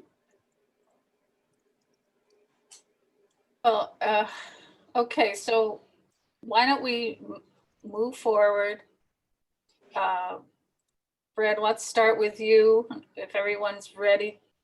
Can I start with one question that I'm wondering about, having been through in detail everything but Article 4 and a little part of Article 5 that I haven't gotten to yet, and using the original USDO, my prior edits that I put all those little sticky notes on many years ago, and all these different things. Bottom line is, you know, it's an improvement. It's a huge improvement to see this. However, there are enough things that neither the redlining nor you caught with regard to issues with this version that now we got to figure out what to do with. My question for you is twofold. One is, how long, there's, I think, a certain assumption being made that if we were to just adopt this as is, which we can't because there's a couple of tweaks we gotta make, but if we were to adopt this just as is, and how soon would you be able to produce our 6-month review with the substantive changes? And that's question number one. And question number two is that just simply backed out however many weeks if we take some more time to review this document? Are you following my question? How soon before we get to the next stage? Yeah, so I've already reached out to Kathy about setting up a date. I'd like to come in and, kind of just give an accounting of the applications that we've reviewed and the different types of applications and the outcomes and the results through the first 3 or 4 years of administering the code, and some of the problems that are evident from those. If you see 10 variances for a certain item, maybe that's something you want to look at, and they were all granted, let's say, in changing the code. So I think that would be the next step. I think it would help to have the document, and I believe it's ready to go with general code, I can confirm that, codified and online and accessible to everyone when we go through the 6-month amendments, or I'd really love to call them something new. I don't know if you guys are going to let me do that, but I think we're ready to move forward. I think if you wanted to take a little more time to go through these changes, I mean, I don't, I can't say that we have time for our staff to go through, and compare the documents. That would take a really long time given the other things that we have. But if council members are looking to do that, I think we can make that accommodation if that makes them more comfortable. But I think the sooner we get it codified and online, if we do realize, a couple additional things after, I think that can be dealt with as a part of the review process. Chris, So I don't think, I'm not sure that really answers the question of, okay, if we were to just go ahead and adopt, how soon before we can see the, whatever you want to call the 6-month review changes, the next substantive set of changes? Do you have a document sitting someplace where that's ready to go, or mostly ready to go? Yes. And so I think we would like to sort of refresh ourselves to, what we were dealing with the planning board 6 months ago, and I think we want to be conscious of the time that we have in moving forward with this. So there are certainly things in there, honestly, that, I would like to take a second look at whether we move forward with them, given all the things that we're discussing here and the time. And I'm not necessarily talking about evading issues, but certain reorganizational principles that I had originally put forward. I think maybe those, don't necessarily need to happen or make things more confusing. I'd rather call out the issues that are of substance to the council and make sure that we get at those. So I think we can do it relatively soon, but I don't have an exact date prepared. I can work on that for you. I've got a fast question, and it relates to you, Judy. I'm not trying to cut you off. I've just did a little bit of research on XML. XML is actually a file type. It's not a program that runs. And the reason that we use XML is so we can do hypertext. So if something's highlighted, you click on it and it'll bring you to a separate part of the document. I mean, for us to really be able to look at it, it'd be nice to be able to look at it in that XML format. And everybody's computer has the program you need. Notepad, from what I've read, will support XML format. So if you could give us the file, we can go in there, we can test the hyperlinks and stuff like that. And that would probably help Judy with her research on what's changed. Thank you. Okay, we gave you the 2 files that we were provided. We can certainly go back and ask if there's a different formatting that would get it in. Yeah, they gave us PDFs. I'd like the .xml file if possible. Thank you. Alfredo? I'm going to follow up on what Judy's statements were. I'll be a little more blunt. We've got 11 months before we lose 5 of our elder council members.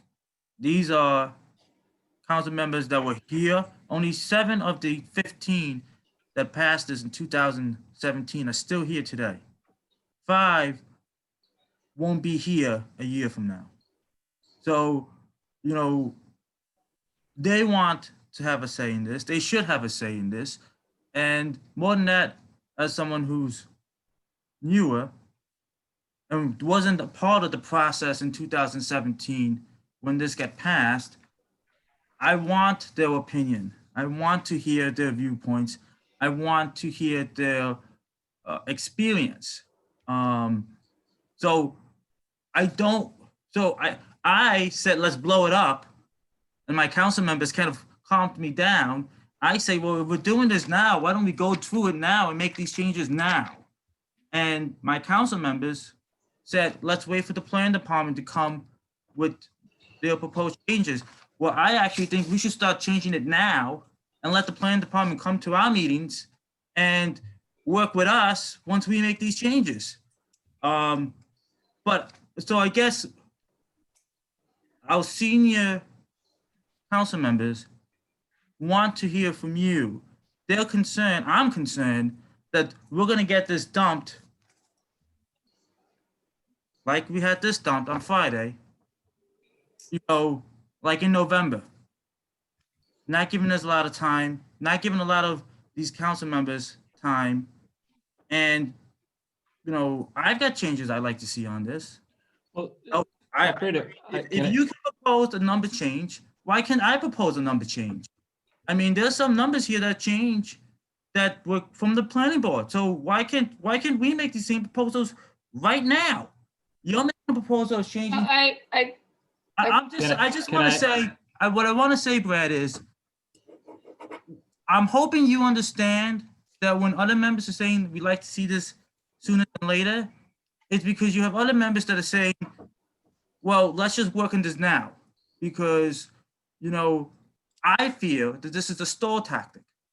And maybe I'm wrong. Well, Alfredo, listen, I hate to cut you off, but I've met with Richard and Judy and Kathy on this prior to, and I've expressed the same thing, that I do believe that their concerns deserve to be heard, and I do want to make sure we do this in the time frame where they can weigh in on it. However, in fact, I'll just turn this around. When would the council like the amendments by? March 1st. Give it to us by March 1st. I just gave you a deadline. I gave you a date. March 1st. That gives you a whole month to get us everything we need. Get us to us, gives us 9 months to work on it, 10 months to work on it. March 1st. Thank you, Brad. That's what we wanted. Good. Okay, we're past that issue.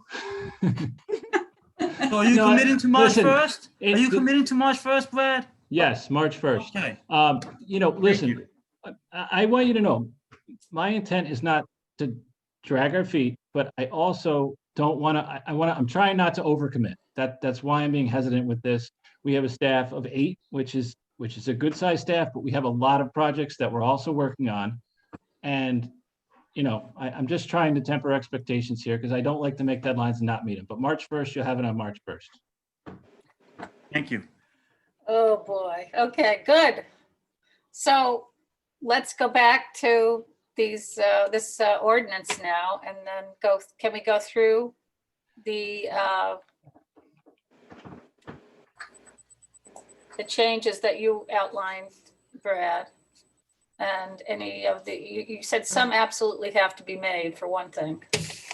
So yeah, I had asked Michelle to if she could put the document up for everyone to see. So maybe we could start there. Michelle, are you able to do that? Which document you want? This is Brad's most recent January 18th. Okay. Attachments. How does that make sense to you, Brad? Start there. Yeah, sure. Go through those. Yep. So if we could just scroll down to the first attachment. The attachment 1 is going to detail the places where there were inconsistencies in the original document that was adopted. So on the left, you're going to see the existing content in the case of the first example in the MUCI district, in the zoning district standards in Article 2. It speaks to a structure in a residential zone district must be a minimum 10 feet setback when, excuse me, where a structure abuts a residential zone back, there's a residential zone district, there's a minimum 10-foot setback required. In a separate section of the code, in this case, it's in the text in the dimensional standards below that section, it references a similar provision and it states 15 feet. In this case, we went with the 15 feet. I believe that's the greater of the two, and being that we were trying to buffer residential areas, that seemed to be the logical application. With the next example, it's the residential village zone district. In this case, there's a conflict between Article 2 and I believe Article 4. In one instance, it says a 20-foot minimum front yard setback, and in another, it says a 10-foot minimum front yard setback. In this case, I believe we looked at the existing RV zone districts and most of the built conditions of existing buildings in those districts with respect to the lot lines, and we concluded that 10 feet was the more appropriate fit. It's also consistent with a lot of modern planning principles that do call for buildings to be closer to the roadway. So that was the decision there. In the case of the definition of comprehensive plan, there's actually two definitions in the definition section. One is under City of Albany Comprehensive Plan, and the second is just comprehensive plan. We removed the City of Albany Comprehensive Plan. I think we felt that the comprehensive plan definition was a stronger definition, or one that was more consistent with that was our preferred example. Obviously, either I think would work for this case. So we're proposing to remove City of Albany Comprehensive Plan to remove that redundancy. We could go on to the next page. I'm sorry, I'm not following this. Where are this table? I can't find it. This is attachment 1 to the memo I provided to the council yesterday. Oh, because I'm in the USDO looking for it. Is there a page there I can see where it is live, or is this not in the USDO right now? So the existing content that's in the USDO is going to be the left column in this table that you're looking at. Okay. As well as the conflicting content. So in this case, both the existing and conflicting content are in the USDO, and that's the problem that we chose to correct through the proposed change on the right. Okay, because I can't find either table. Okay.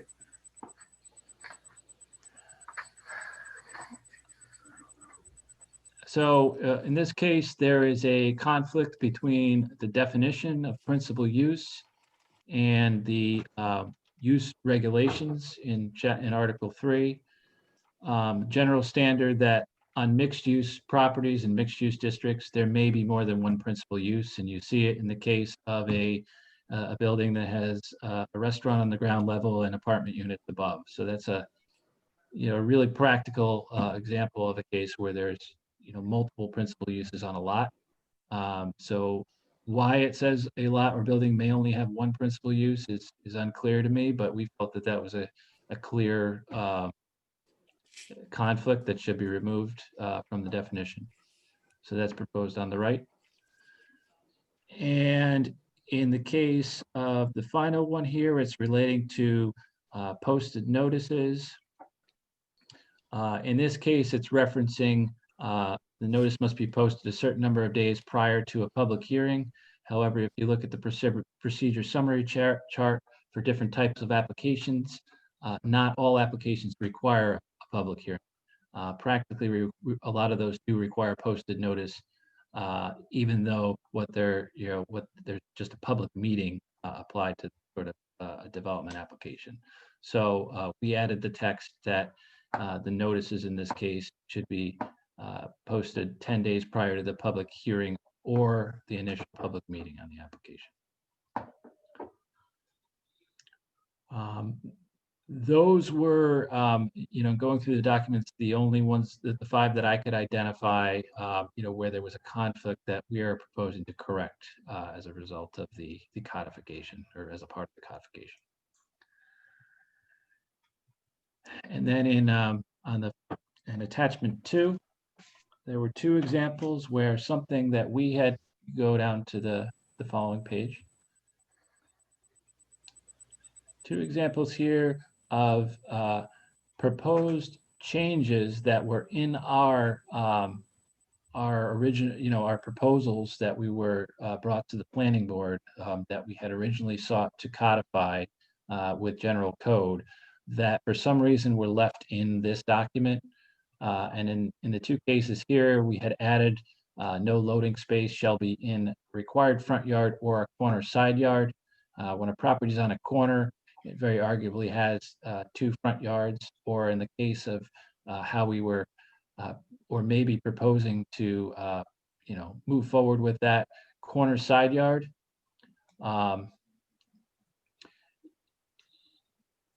And with respect to demolition of a structure, one of our proposals had been to exempt the Albany County Land Bank from our traditional demolition procedures. Ironically enough, that was one of the proposals that the planning board was not on the same page about. So we had inevitably taken that out anyways, but it did show up in a section of this document. So in these 2 cases, we believe that the document we provided you needs to be amended to remove these 2 sections that are crossed out here on the screen. Are there any questions about these changes? Yeah, this one, he said it was 2 of them were crossed out. I see one is going to be replaced, right? The one on the renumbered and then the proposed correction. So in attachment 2, the column on the left is what was stated in the original adopted USDO. Oh, okay. The center column is what the copy that UState has. And the right column is what we're proposing as a change, because that content was never officially endorsed by the council. We're not asking you to endorse it now. Okay, good. With the 10 days, is that business days or 10 days? On the previous document. I believe it's 10 days. Yeah, it's Not 10 days. business days. Correct. Yeah, it gets a little complex to do business days. So we usually just do them in the standard number of calendar days. Any other questions? Yeah, Michelle, with our meetings, do we count business days or do we do it just 10 days? Michelle or JR, if you can help. It's 7 days. It depends. It depends on the statute, but for like meeting notices, it's 7 calendar days.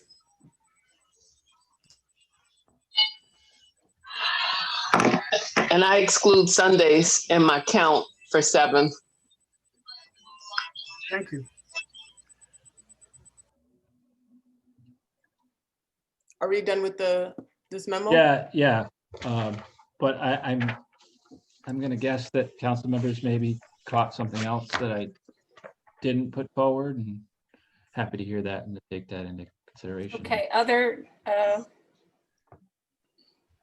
Yeah, and I don't know how the USDO is numbered. How do I tell you? I see something on a certain page. Is it the 375-11 then -1? Is that a page? Because then the next one goes 375-11-3. I don't have a 2. I think that's the Roman numeral 2. Okay, And then the page number. and then the dash is like the picture or something. Yeah, I just noticed that today. That was something that the general code. Okay, then on 375 Roman numeral I 1-1, there's a change. It's City of Albany's. I see a cross out, and then the next word is Albany's with an underline. And I'm staring at these, and they look identical. Is one I'm just curious. Which page is that? It's 375 I1-1 on the first paragraph, zoning districts established. And I see this throughout the document, and that's why I'm questioning, early on, what does this mean? And do I,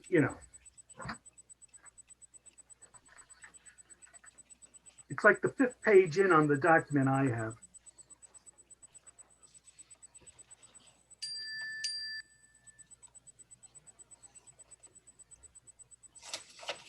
I really wish we could meet in person. Yeah. Or even if we had this document up online, we could Yeah. just zip down through it. But Yeah. Well, then we can hand pages across the table to one another and completely lose pages. And or sneeze. Oops. Tom, are you in the red line markup or the clean version? Yeah, I'm sorry. I should have told you that. I'm in the red line markup because this is the change that I'm seeing. Yeah, sorry, I'm looking at the clean version. I got to pull up the red line on my computer. Sure. here. And again, I don't know if anybody else has it. I'm just curious. Unless I'm missing something, they look identical. And why are we crossing them out and redoing them? That's my question. What page are you referring to?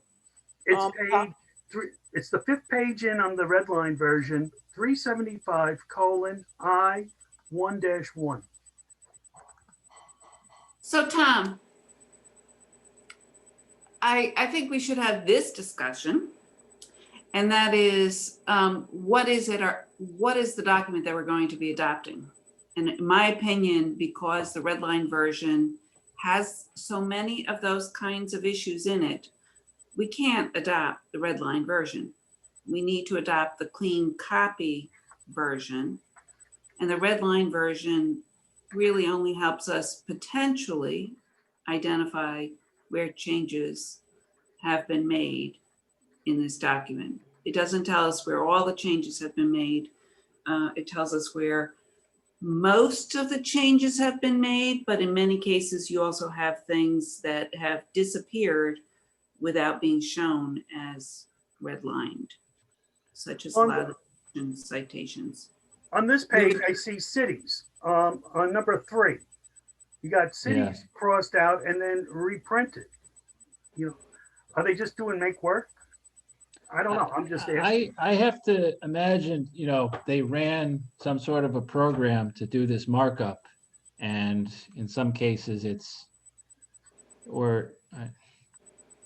maybe there was a space that was deleted. I don't have an explanation, honestly. Yeah. Or is it a hypertext where you'll click on that and you'll go to, that doesn't make sense that it would be a pointing to another section of the document. But I see this a lot, Brad, and that's why I'm bringing it up. Because I'm going to go through every change in this document. That's, I feel, my duty. That would save me a lot of time if I don't have to worry about things like that. And if, Michelle, if you could go down about like 5 pages, so it'd be I1.1.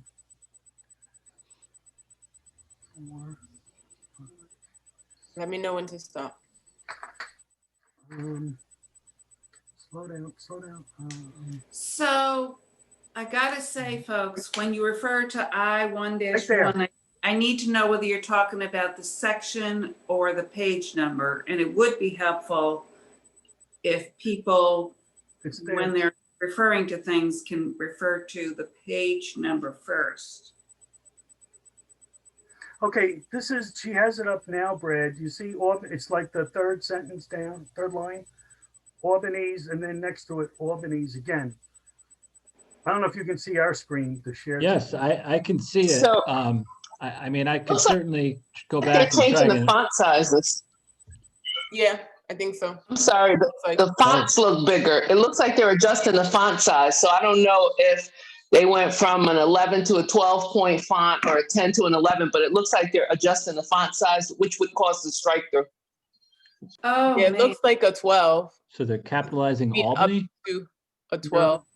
No. They both are capitalized. No, it looks like they were just trying to make City of Albany, just Albany, a little bit larger font, and then that's what caused the strike. Oh, yeah. That's what I meant to say, yeah. They're making. So it's not the same font then as the rest of the paragraph? No, it looks like they're reconsolidating. No, Yeah. they're using a bigger font. Yeah, but what, I mean, I'd like to know why. I mean, that's. It could be to be consistent with how the general code is. I don't know. Does the code do that? Make letters bigger, fonts bigger for certain words? I can ask that question. Thank you. Yep. But Yeah, I'm 'cause also, even- I'm even also like- looking, at the clean copy. In the clean copy, I'm not picking up on even an iota of a different size in the font. So I Right, don't- right, the clean copy doesn't show any changes. The other thing is too, it could be that somebody mistakenly backspaced and then typed it back in, because I've done a lot of this with track changes where I didn't mean to delete something, but it does the strike through and still keep the old one. Yep. But JR, this is through the document. I went through about 30 or 40 pages and I've seen it more than once. That's why I'm bringing it up, because I just want to be consistent what Hello? I'm looking at. Hello? I agree. It's something could be just a simple error. I don't know, but I get it.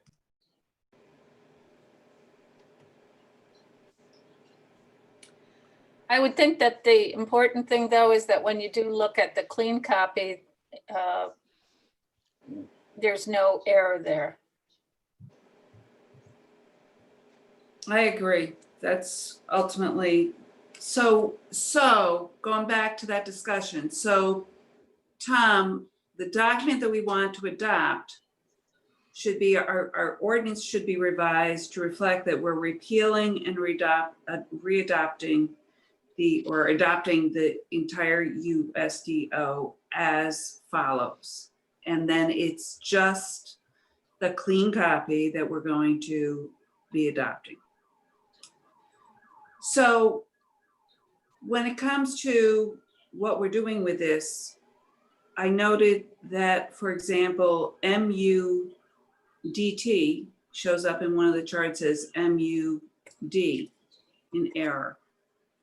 Is that something we're going to take care of this round, or are we going to take care of it next round? That's in the clean copy, Judy?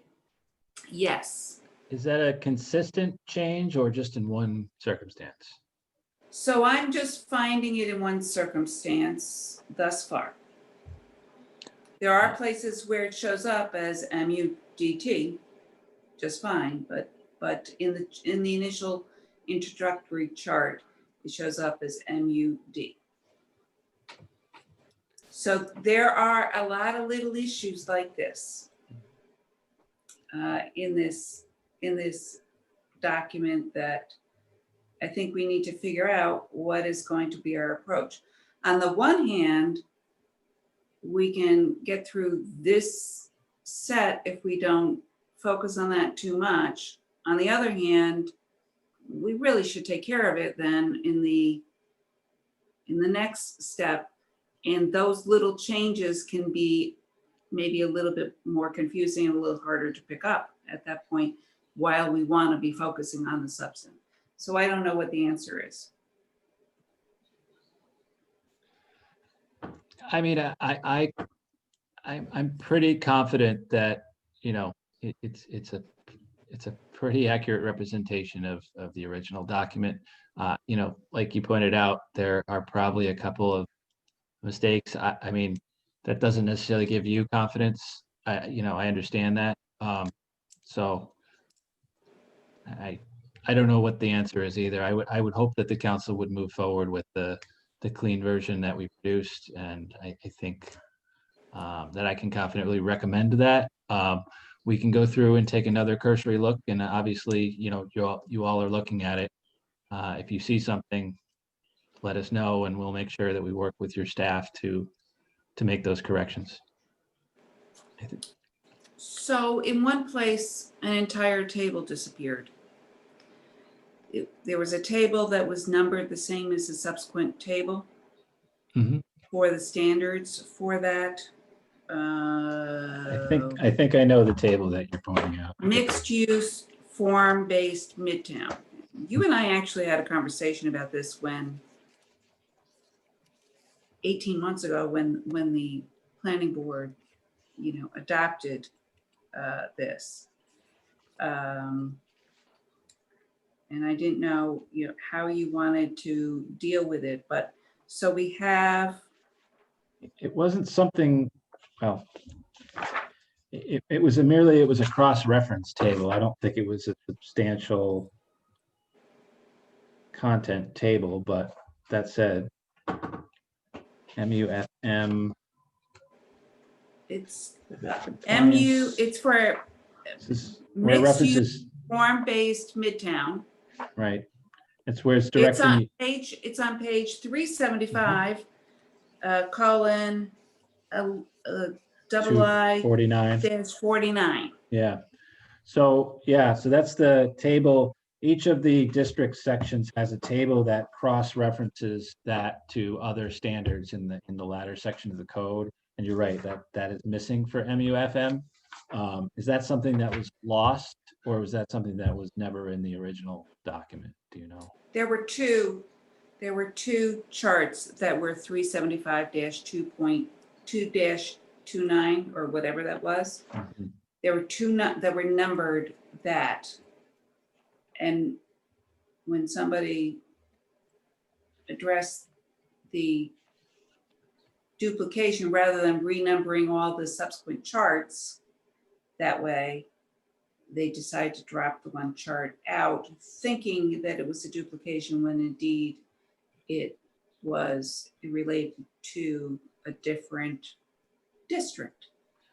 We can go in whatever direction you'd like. I mean, I probably glossed over that because I personally hate the redundancies in the code, because it does result in those inconsistencies like we've been talking about. But we can have, I agree, and I will note that one of the things that happens in the definition is we provide all of these definitions for the colony. yeah, We provide all those definitions for office and health and whatever. And then when it comes to those definitions, we say, for the purposes of the colony thing. yeah. And then I don't like that either. So there are some things that are substantive that I think that we can't adopt this simply as is. One of them is the fact that mobile vendors show up in MUNC as a temporary use on the use chart. And That's a incidentally, problem. for everybody listening in here, Yep. It wasn't redlined. Yep. It didn't show up as underlined. So this is a problem. It's also a problem for our ability to rely on the red line for finding things. So in the clean copy, though, that the mobile vendor is blank in that category, I hope. No, it isn't. It's in there in the clean copy as if it, as an addition. In the red line version, it's in there, but it's not indicated as a change to what the current law or the current code says. All right, I'm going to go back to general code with these, because that's a significant change and something that I know is potentially a controversial issue. Yeah. And I don't want there to be any appearance that we're trying to put stuff in there, because I'm not endorsing of that in any way, shape, or form. So Okay. I think with these different I drafts. see the that were suspicion going if that's the case. and back and forth, that this is what happened. There are things that were in the conversion or whatever, it got picked up that shouldn't have got picked up and everything else. So Yeah, we will go back to general code. We'll also, we'll also try and take another look over it ourselves and see if we catch anything Judy? like that. Judy, anything else? You have anything else you wanted to talk about the fees? I know. Yeah, there's like about 12 items that I think, unfortunately, sort of fall into this category, Brad. One of them is, and I don't like to raise a sore subject, but our code currently does have regulations for blood plasma centers. and that does not appear in the clean copy. So, right, so the changes in the document are that include all ordinances passed through August of 2020. That So was anything actually- after that would need to be incorporated in, so that would be the waiver ordinance, the blood plasma, and maybe one other. We do need to do I thought accounting we of that. passed it and overrode the veto before then. The clean copy has a publication date of September 2019. Is that an accurate date as to when this document was created, or? It's possible. I mean, no, In not any this, case, no, but in no, any case, that's not. Brad, we cannot Mhm. go ahead and do a repeal and replace and not include the entire USDO as it currently exists. Can I get a little more time on that March 1st date now?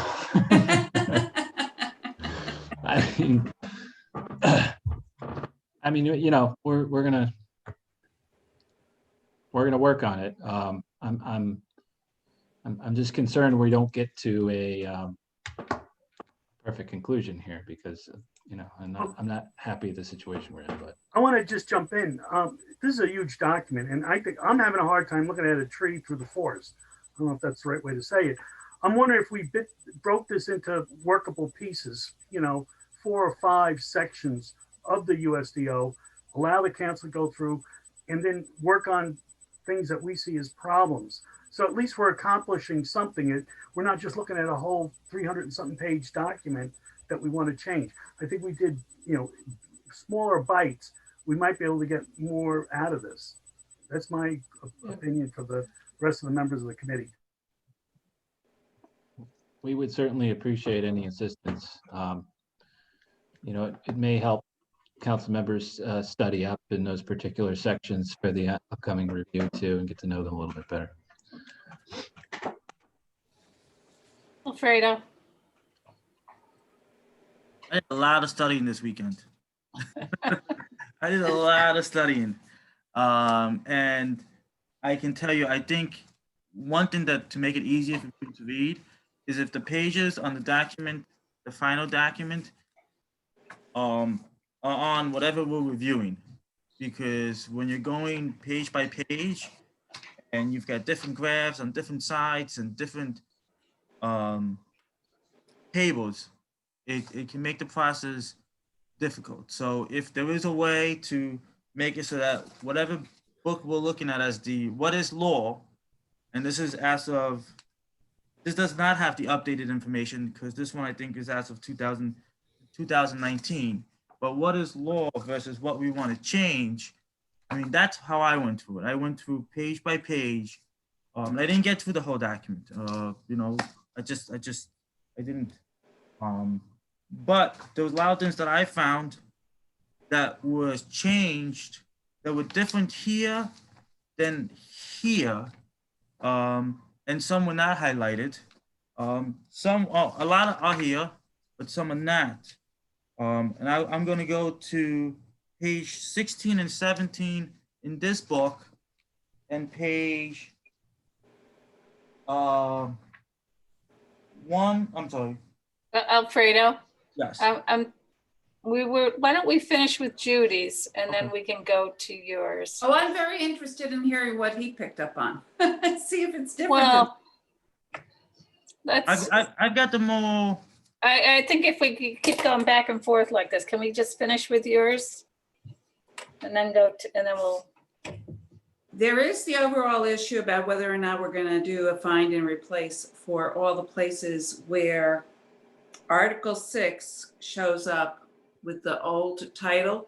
It seems like in most places it shows up with the old title of definitions and rules of construction as opposed to the new title, rules of construction and definitions. I would think that that could be a find and replace kind of thing. Brad, is that something that you're going to want?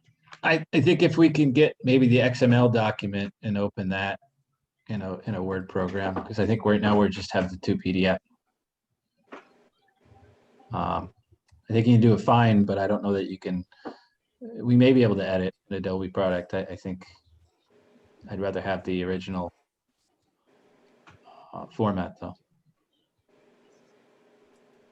When you say the original format, do you mean our clean copy?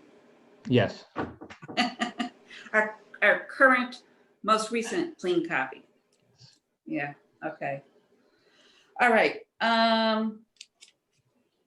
There's a place on in 375-206 4D that refers to a drawing that is not there.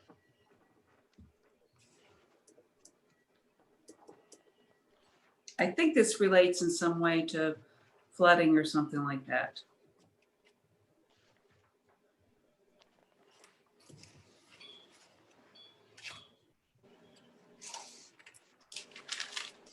$206 for D. Mhm.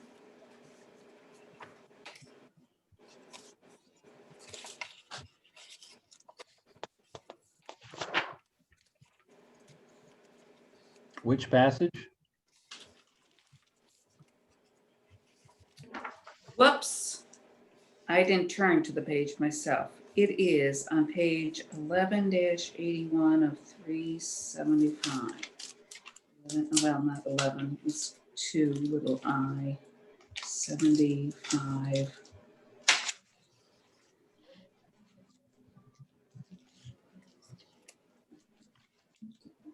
Isn't D on the previous page there? It's on 375 colon 2 Roman numeral I-75. Whoops. Oh, no, no. No, no, no, I'm sorry. 80, it's dash 81.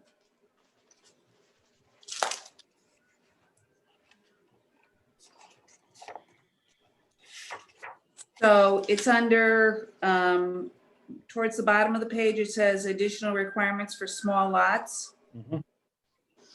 And then the capital A insert paragraph, whatever that is the second sentence says, as shown in this drawing. The drawing above, no?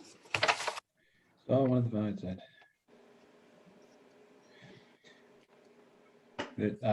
There's no drawing. There never was a drawing. So maybe you just ought to take that out. And do that? I mean, I think there were drawings intended to be added there based upon standards that were developed by the water department, and I don't know that that happened. So on the next page, 82, why can't I find, is it on the next page? Oh, no, I think it's still on this page. Where's this pen? Oh, yeah.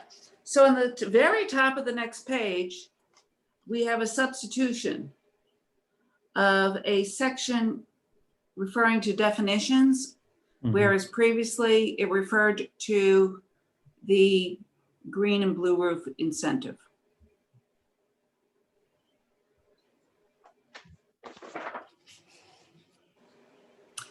So the green and blue roof incentive provides some level of standard with regard to what it's supposed to do with the water, whereas the definitions do not. We took that out. What? Didn't we take that out? Or we took blue roof out at least? We took blue roof out, which makes me think we should just take blue roof out of here altogether. Like if we've decided that it really doesn't do a lot. Yeah, I mean, I think the definitions may be the more appropriate reference in this case, but you know, that I see the point that it was changed. I mean, there's Yeah. The other thing is I have not gotten into Article 4 yet. Mhm. But when I went to take a peek at some of the changes that we've made since the adoption, the incentive thing, it does not appear to be reflecting my changes, and I didn't go back and print out my changes to that and the blue roof and the fact that we have a temporary stay and all that kind of stuff. But I didn't see the language there. So we may not have those amendments in this USDO either. So, I mean, if I can work with Danielle to make sure that we have a copy of all the ordinances that have been passed since the adoption of the code, we can go through and make sure that all those are in there. I think there's probably fewer than 10. I think there's 4. I went online. I think there's only 4. Okay. I mean, I know some of them are in here. At least I believe they are.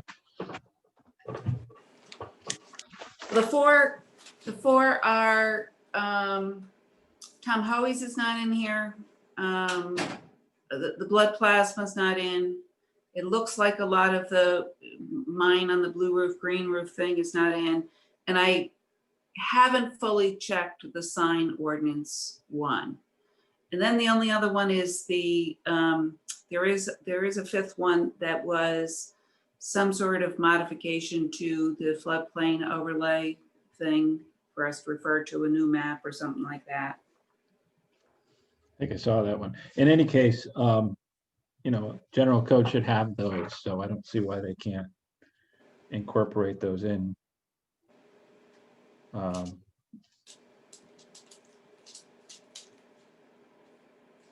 So yeah, we'll make sure those are in there.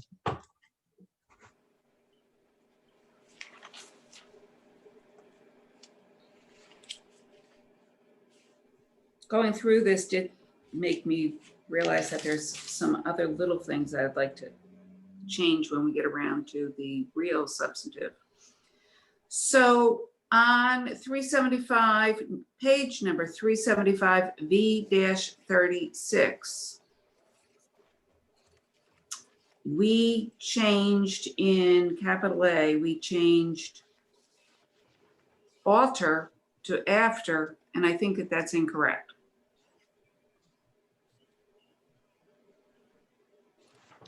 By V-36. So it's chapter 5. 5, yeah. -36.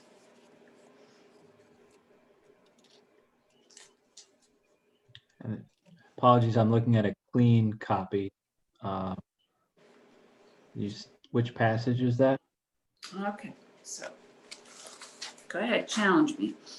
All right, so it's under exemptions, under stormwater 12, under exemptions, 3 paragraphs down, A, capital A, and then the last sentence, and no field shall be placed that will after the existing drainage pattern.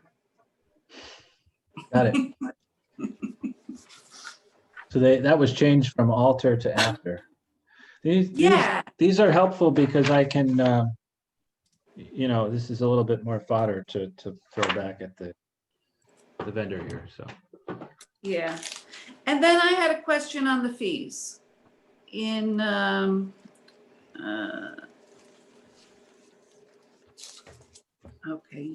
That's the last article there. Yeah, the last article,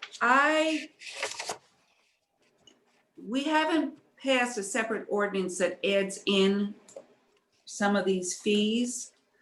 And my book doesn't show some of these fees. And where is my chapter 7?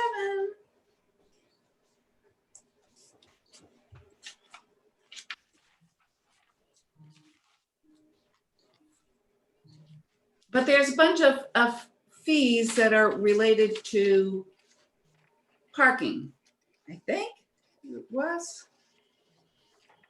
Oh, see, this is why it's really good that we're not sitting together. 'Cause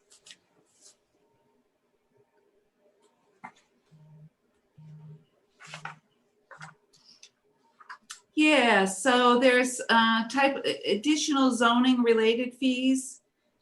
I don't know if a bunch of new ones were added in or not. I think that they were. You know, the only thing is I know that between the time that our April 2017 book came out and our adoption, there was a list of some additional changes. But I think we got a republication of the book back then with those changes in it. So I'm not sure that I have a problem with adding these in, but I do think that we're adding in fees. And there are some council members that don't like to add in fees. And It's interesting because I know when we were originally doing the adoption, we were advised that most, modern codes are taking the fees out because they're apt to change more frequently, and it gives more flexibility without having to go through the full legislative process of adopting the fees. I know that there was a little bit of discussion on that, but it's strange to me that we would have added something in, but if that happened, then you can proceed however you'd like in taking it out or leaving it in.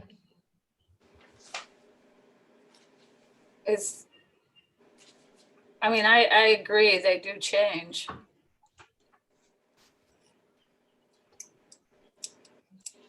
Maybe it's something we can have further discussion on, Sure. but The fees changed the amount of the fees or the fees, the types that are listed? well, the amount I would. types per 1,000 per new parking space, 1 to 10 spaces. It seems new to me. Having the amounts in though, over time, they'll just become obsolete, I guess, To have them in code, does that make sense to have the amounts? Well, the interesting thing about this is you're supposed to have your fees be based upon the actual cost of the review and the labor, et cetera. And when you're basing the difference on the number of parking spaces that somebody's applying for, I don't know how that changes the labor for the review of that. Maybe somebody goes out afterwards and checks and makes sure that everything is kosher with regard to the width of the parking spaces and the turning radius and stuff like that. I don't know. But typically we require an as-built site plan that shows the site condition on completion. That's compared to the regular. There are always some, minor changes that come up during construction, but rarely do we run into an issue where it's so far off spec that it's something that needs to be corrected. so I have, some other more minor things that I don't feel are necessary. It depends upon whether or not we're going to, tinker with more of this. I do want to note, Brad, that I came across something on 375 by V12 in chapter 5 that says application fees you can request additional fees for an outside consultant. Are you aware of that? Because we've had some discussion about that. And I didn't. Is this under, for a traffic study or? I know, oh no, this is for seeker. Yes, we're aware of this, but this is for when you're doing an EIS. Typically we require EISs for rather significantly sized projects, so it doesn't come up too frequently. We did explore that when we were reviewing the Kenwood project, which, was incredibly ambitious and fizzled. And, you know, that was something that we certainly weren't capable of taking on a full review in-house of. So that's where we look to that provision. Okay. All right, Judy, are you through yours? Maybe we can move on to. Yeah, I just want to note that there's about 120 pages I haven't reviewed in this level of detail. I have had that conversation with Kelly about possibly to check with staff to see if that's something that they could help with. So why don't we move to Alfredo? You wanted to discuss some of the changes you. I'm so glad I didn't go to school with Judy. I never got to chapter 6. Never got that far. I would have been embarrassed in school all the time. But I'm glad you did. Well, remember, I because I don't want this to be delayed, I was being a hard ass about saying I need a copy of the printout, and David Gallen, I think, printed one for me, and so I got it a week before other people. And now, I just want to do a little time check here. It's 8:20. Is everyone good to go a little longer? We've been here almost 3 hours. Oh, this is fun. Let's keep at it all night. As someone that probably spent a good 8 to 10 hours on this weekend, I'm okay going a few more hours. All right, go ahead, Alfredo.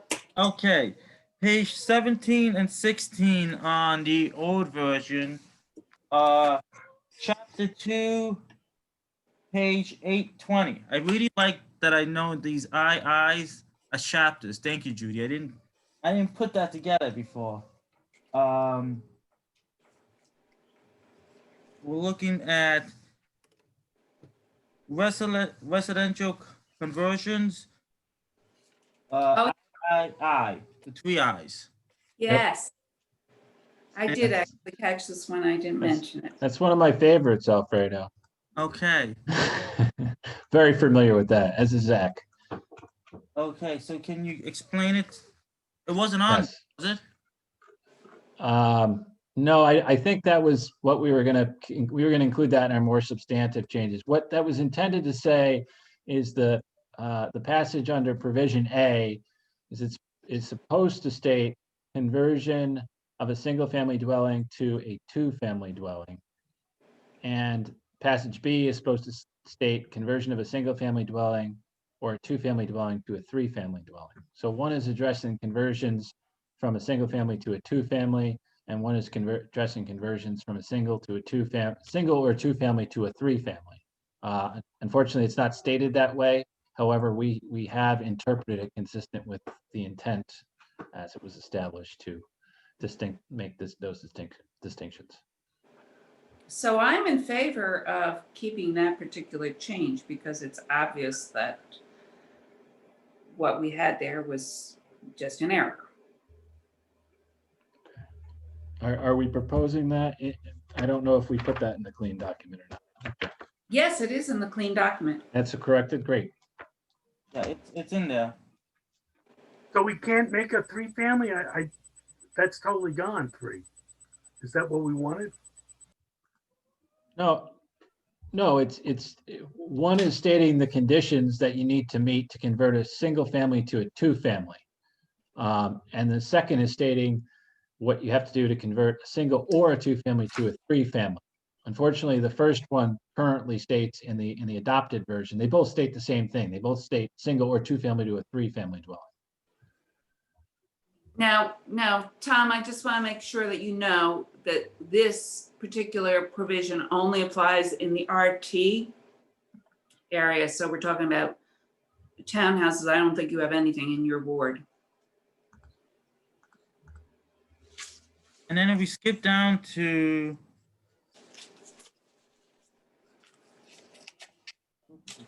where was it? Number 2, same section.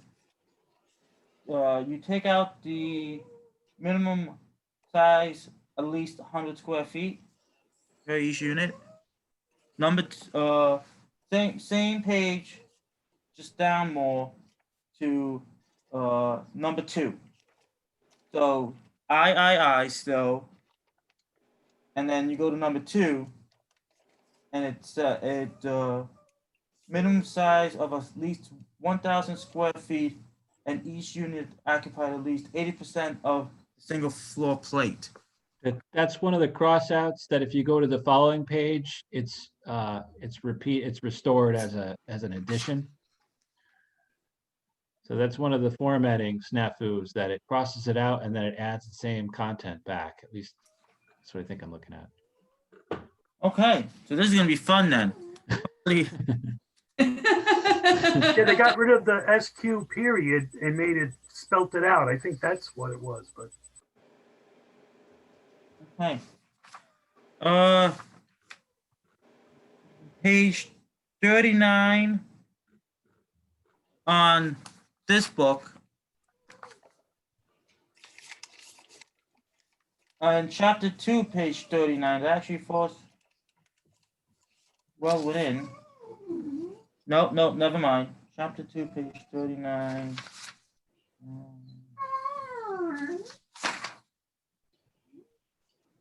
Yep, chapter 2, page 39. Is that a baby or a cat?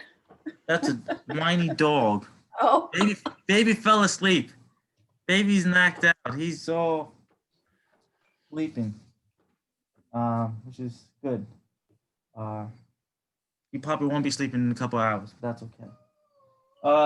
In the table, it says here, this wasn't marked. It says 300 feet in depth.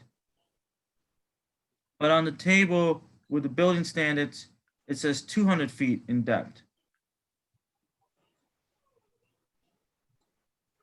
239. Letter F. Table 375-2-21 on this version. Okay, I see the 300, and then this is can you hold up the version again, or that the red line version? Yeah, I've got the red line version. Got it. Okay. Yeah, I see the 300. Where's the 200? The 200's in the book.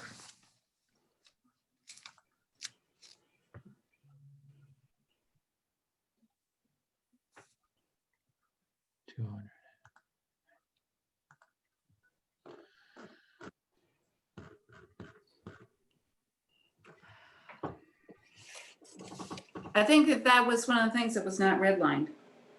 Yeah, it wasn't highlighted. No, it wasn't redlined, no.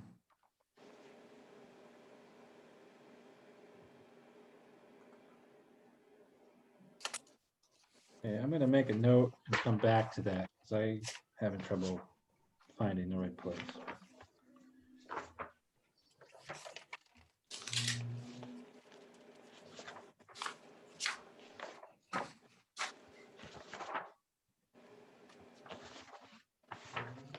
And the other ones, I think you've already addressed some of the other issues that I found.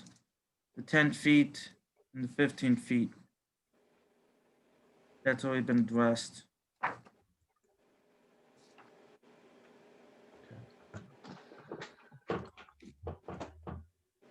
And again, I didn't get to go through the full document. So, I mean, I guess that's my only concern. I don't want to, if, you know, there were so many things that we each found. You know, I know we want to get this passed, but it's like, it's very difficult for me to say, let's pass it if I didn't get to go through the whole document. And what else is needed to be found here? Tom, did you have some changes you wanted to talk about? Well, I pretty much brought them up, and Alfredo got me on that one with the 2-story and 3-story, and I understand it a little bit more.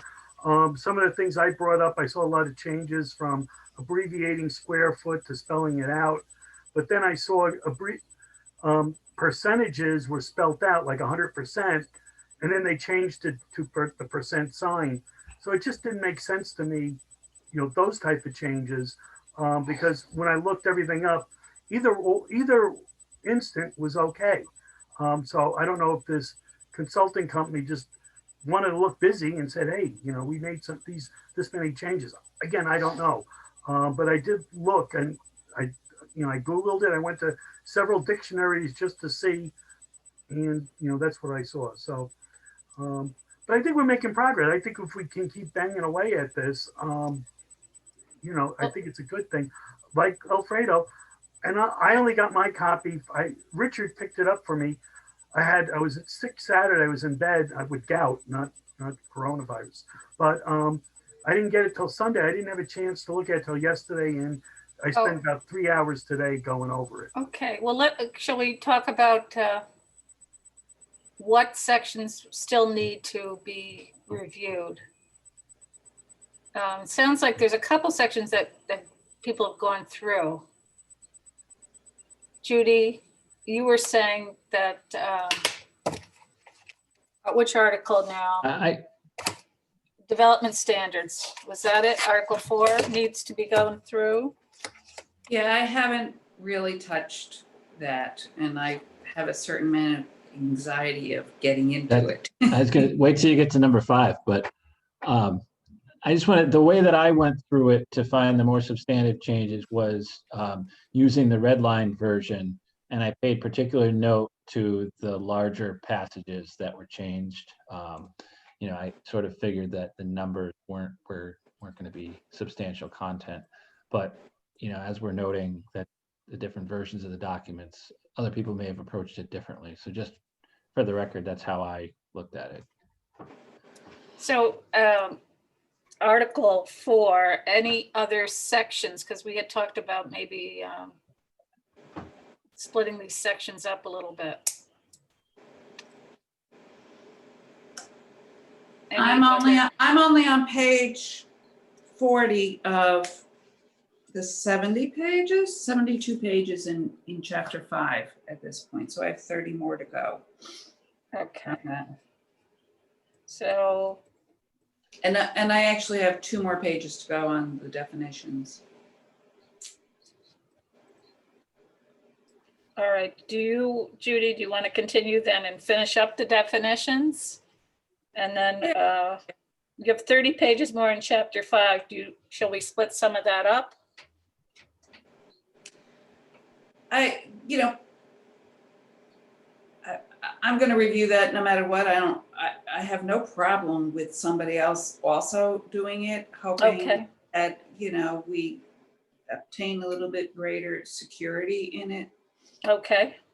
Well, another person want to volunteer to take a look at chapter 5 then too?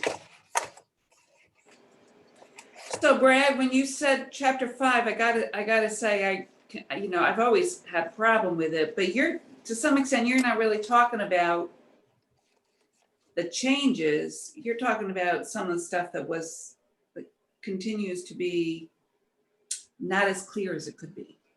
Is that what you're referring to? Yeah, I think some of the wording in that section is, less than ideal. There's a number of things where I think we could clean it up, eliminate some redundancies, but there probably are a handful of, there could be a handful of errors in there similar to what we've discussed as well. So. Yeah, 4 years ago, I lobbied you to get rid of, at the beginning of every one of these, all applicable provisions of 375-504. General procedures apply unless specifically modified by the provisions of this subsection. I mean, you say that at the beginning, and so that sentence really could come out. Whether, the question is whether or not we want to do that. There's some places where the standards require semicolons, like you list like 5 standards, and then it should have an and at the end, as opposed to an or nothing. And sometimes you wind up with like a period at the end of something as opposed to a semicolon. It's not clear what that's, so there's little stuff like that also that they didn't pick up on, that I kind of had hoped would be picked up on. But I don't, if that's something you want me to feed you information on, page number in a section for you to make the change, let me know and I will do that. Yeah, I mean, I think certainly instances where the vendor, has missed something or failed to make a grammatical or copy edit change. Again, that's what we contracted with them to do. So I have no hesitancy about going back to them and demanding that they do that. So those instances would be helpful. Again, I was going through mainly in a big picture where the conflicts that may, someone may be making a change to the code that they weren't aware of with the setbacks and things like that. But for some of these substantive changes that absolutely require us to go in and modify the clean copy, I might have been willing to adopt the clean copy even with a lot of these errors. But once we find something like the temporary and mobile vendors.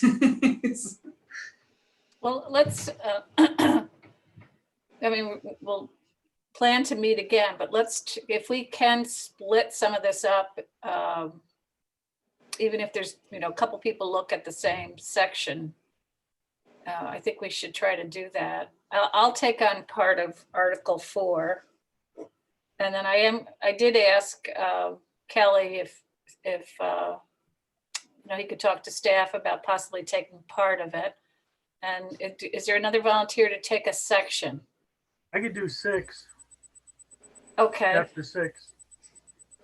Chapter 6 definitions? Yes. Unless you want to do them, Judy. Well, Why don't I go back and do 2 and just verify, I know we covered some of it tonight. I'll do chapter 2.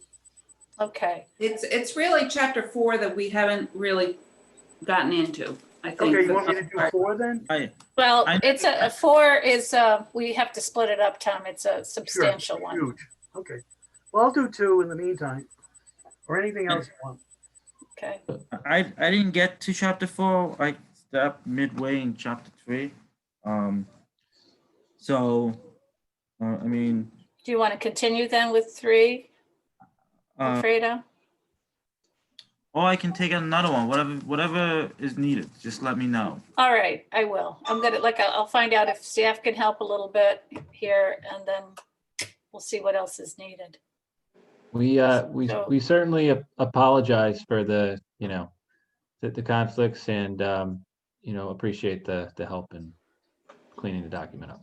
It's not your fault. I mean, we just move forward and get it fixed. There's no blame or anything here. I just want to make sure when this thing passes, I don't want to hear any complaints from anybody. Let's make sure we get it good, the best we can. And we're human. I mean, there might be. We are human, and there's going to be little things that will continue to bug us. And the thing is that some of the more substantial changes we can,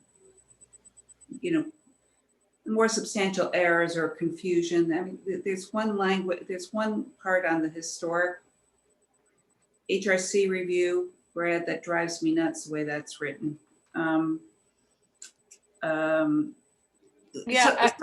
There's some things that I think we got kind of like let go of and just say, well, we will deal with that when we're doing our more substantive review of things.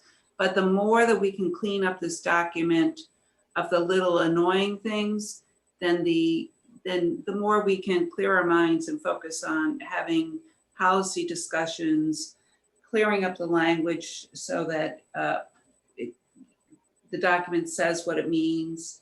Brad, I am disappointed that you're saying that your reorganization is probably going to wind up on the cutting room floor, but I also understand how that can make some of the discussion more challenging.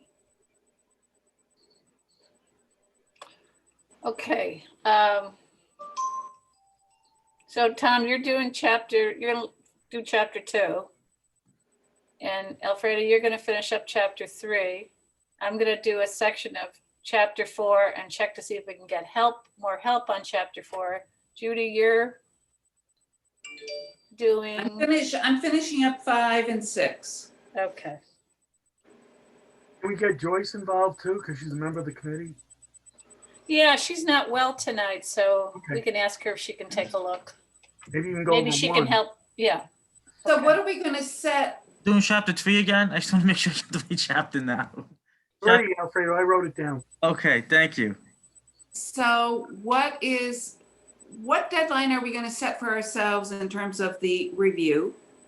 Well, I think we should do it. I think we should try to set up another meeting as soon, give it within the next couple weeks if we can. It's a pretty busy schedule, I know. Michelle, do you want to weigh in on that? And then we'll see if we need to have another meeting. And Brad's got that date in March. Well, I mean- if we have There's a some meeting, flexibility, I'm sure. if we are scheduling a meeting for the 26th, We could, well, that's, yeah, we could, if people are, for me, it's taken me about an hour to do between 5 and 12 pages, depending upon, whether it's a lot of charts and diagrams or, whatever. So if people are doing like 30 pages, we're talking about less than an hour a day between now and then. and let's just see how far we can get with it. And can I suggest that perhaps we put what changes we're talking about with a page number and a section number citation into an email? You And mean, share- you and mean share- when we discover issues, or what do you mean? As we are going through, don't do change by change, but once you've completed your review, put together for these pages, these are the changes that I recommend, or these are the issues that I've identified. I'm thinking that for Brad's benefit, when he's going to the consultant, that might make things easier. Brad, is that reasonable? Yeah, I think that would be helpful. So And in following, and for staff to have, instead of little cheat sheet notes here and there, to actually have no, that makes sense.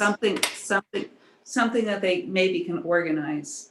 And, since if I'm doing chapter 5 and part of 6, and somebody else is doing chapter 4, then each one of those can be potentially printed out and put into a sequential document for the changes. I don't know. Okay. Sounds like a plan. Can I ask Judy a question, please? Judy, we're gonna go through this. Should I have the 2 copies and go page by page through and try to make sure that a red line wasn't missed? Is that something that you've been doing? I have been first and foremost putting the clean copy in front of me. And then I've been checking that against the version that I have, the printed version that I have from 2017. And also looking online, I have on my laptop the red line version in color up. And I'm going page by page and flipping the pages to see, but I'm predominantly focusing on how does this clean copy read? Does it make sense? And that also helps you find things like, oh, they changed alter to after, and it should be changed back to alter. And you probably don't have this, right? Do we need, The does old one. anyone need an additional copy of the, yeah, okay. The old It's a one? clean copy. Saved them. It's a clean copy from 2017. No. No, the new clean copy? Yeah. No, that's from probably 6 months ago. No, I got a copy. It was in shrink wrap. Is that the clean copy I should be using? Correct. If anyone else needs any other copies of other versions, let me know and we'll take care of it. I stopped looking at the clean copy. Like I guess I'm trying to ask, is that should I be looking at that again? Because I started looking at the one on the computer and the one that was redlined, you know, in black and white, and you know, the law. You know, should I be looking at the clean copy that was, is that what we're gonna end up passing? Well, yes, you should be looking at the Yes. copy, but it sounds to me as though online, I kind of think I'm hearing you say online, you're looking at version A, which is the clean copy, Mhm. along with the red line version online, along with your existing USDO printed copy. Is that right? No, I'm looking at the red version online because it's in color and you can, it bats it out. Easier. And then I'm looking at the one that has the corrections on here as well. And then I'm looking at the main one. I stopped looking at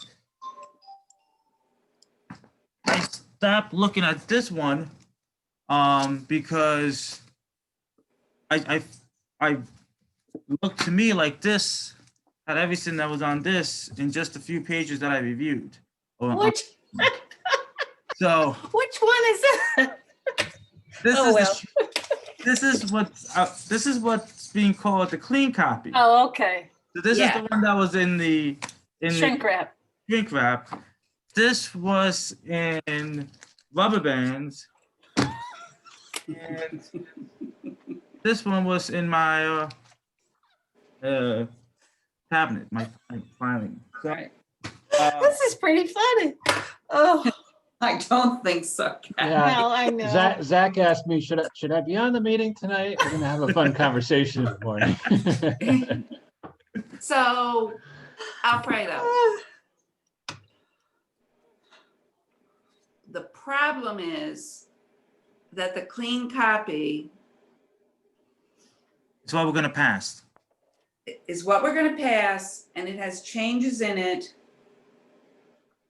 Not a lot, really, really very little, but they can be very big deal kind of changes that are not shown in red line. So the red line, you can use the red line to clue you into where to look for things that might be substantive, might be a bigger deal. Why are we changing this? That kind of thing. It can help you, you know, with the proofing, but bottom line is you need to be comparing first and foremost the clean copy to your printed version that's in the spiral binder thing. Hate to say it. And you know, and the red line version I think helps, but if we want to make sure that we are Okay. if we want to make sure that when we adopt Mhm. the clean copy, that we're not inadvertently adopting something that we don't intend to be adopting in the way of real substantive changes, then we need to be looking at the clean copy. Okay, so I'll start looking at this one.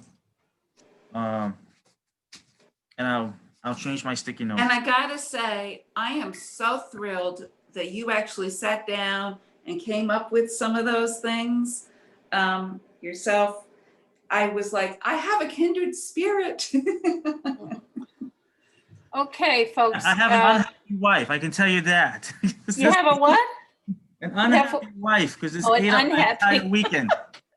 My entire weekend got eaten up. Oh, dear. All right. Anything else before we close? Sounds like we've got plans now to meet again on the 26th. We'll make the decisions about the planning board members, and we'll have our second meeting on this document. Yep. Documents. Thank you, everyone, for your patience tonight. Thank you. I think it was a really good and productive meeting. I really appreciate everybody hanging in there and having some of the really detailed nitpicking discussions. It gives me a lot more confidence that we're going to adopt something that doesn't come back to bite us. There's no guarantees there, but I All think right. we're on the right track. Make a motion to adjourn. I Motion will, so move. second. Okay, good night, everyone. Have a good night, Night. everybody.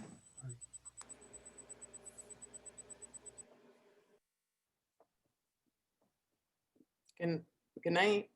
How do I get out of here? I'm trying to leave. Leave.